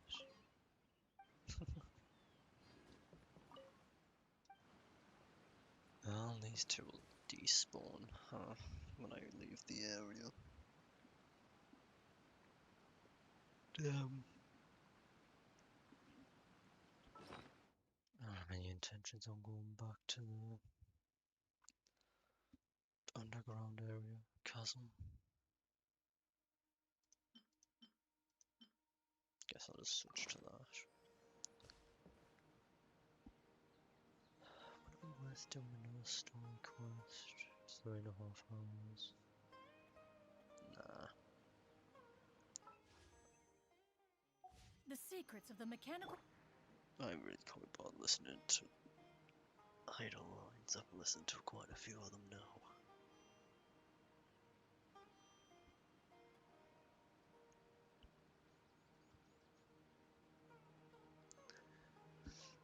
What is it with? I feel like maybe since Nahida Story Quest 2, that's when they started trying to hit people in the fields. Just considering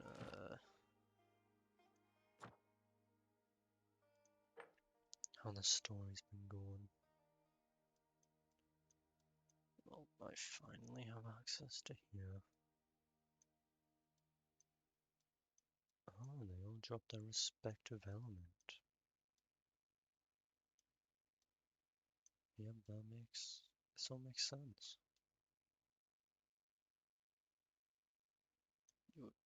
Oh. No, maybe except the first ones. Maybe except these.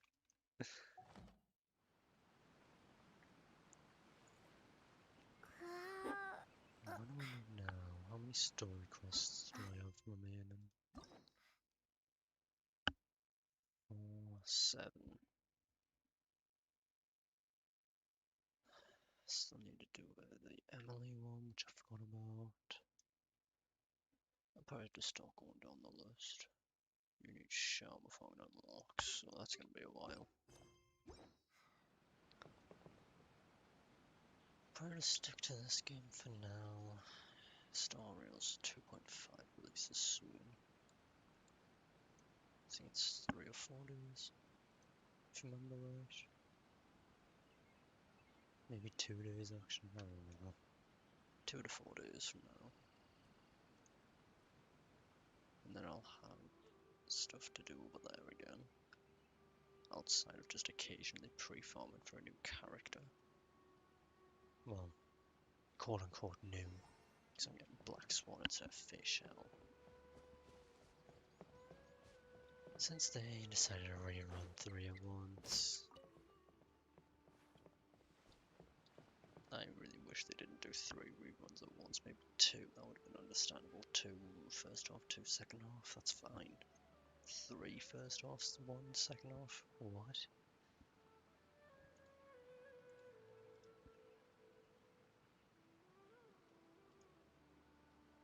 I think Dying Light will eventually come back to Wuthering I will. ZZZ, I'm not sure if I ever will. The level locks annoyed me.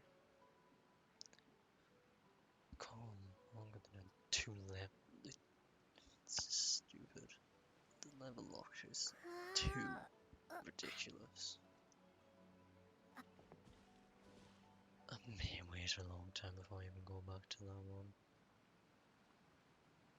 I don't think any other games have started but never finished. I can't think of any. Outside of course Dying Light 1 and 2, which I eventually will do.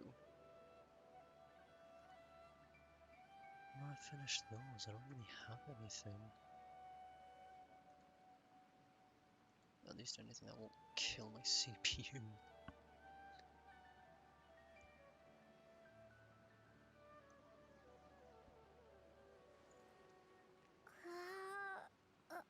I'll have to think about what else to do after I'm done with these. The next one will probably be Genshin again, doing story quests. If not, it'll be Star Rail doing a 2.5 story. Back on the Cianjur Law Firm.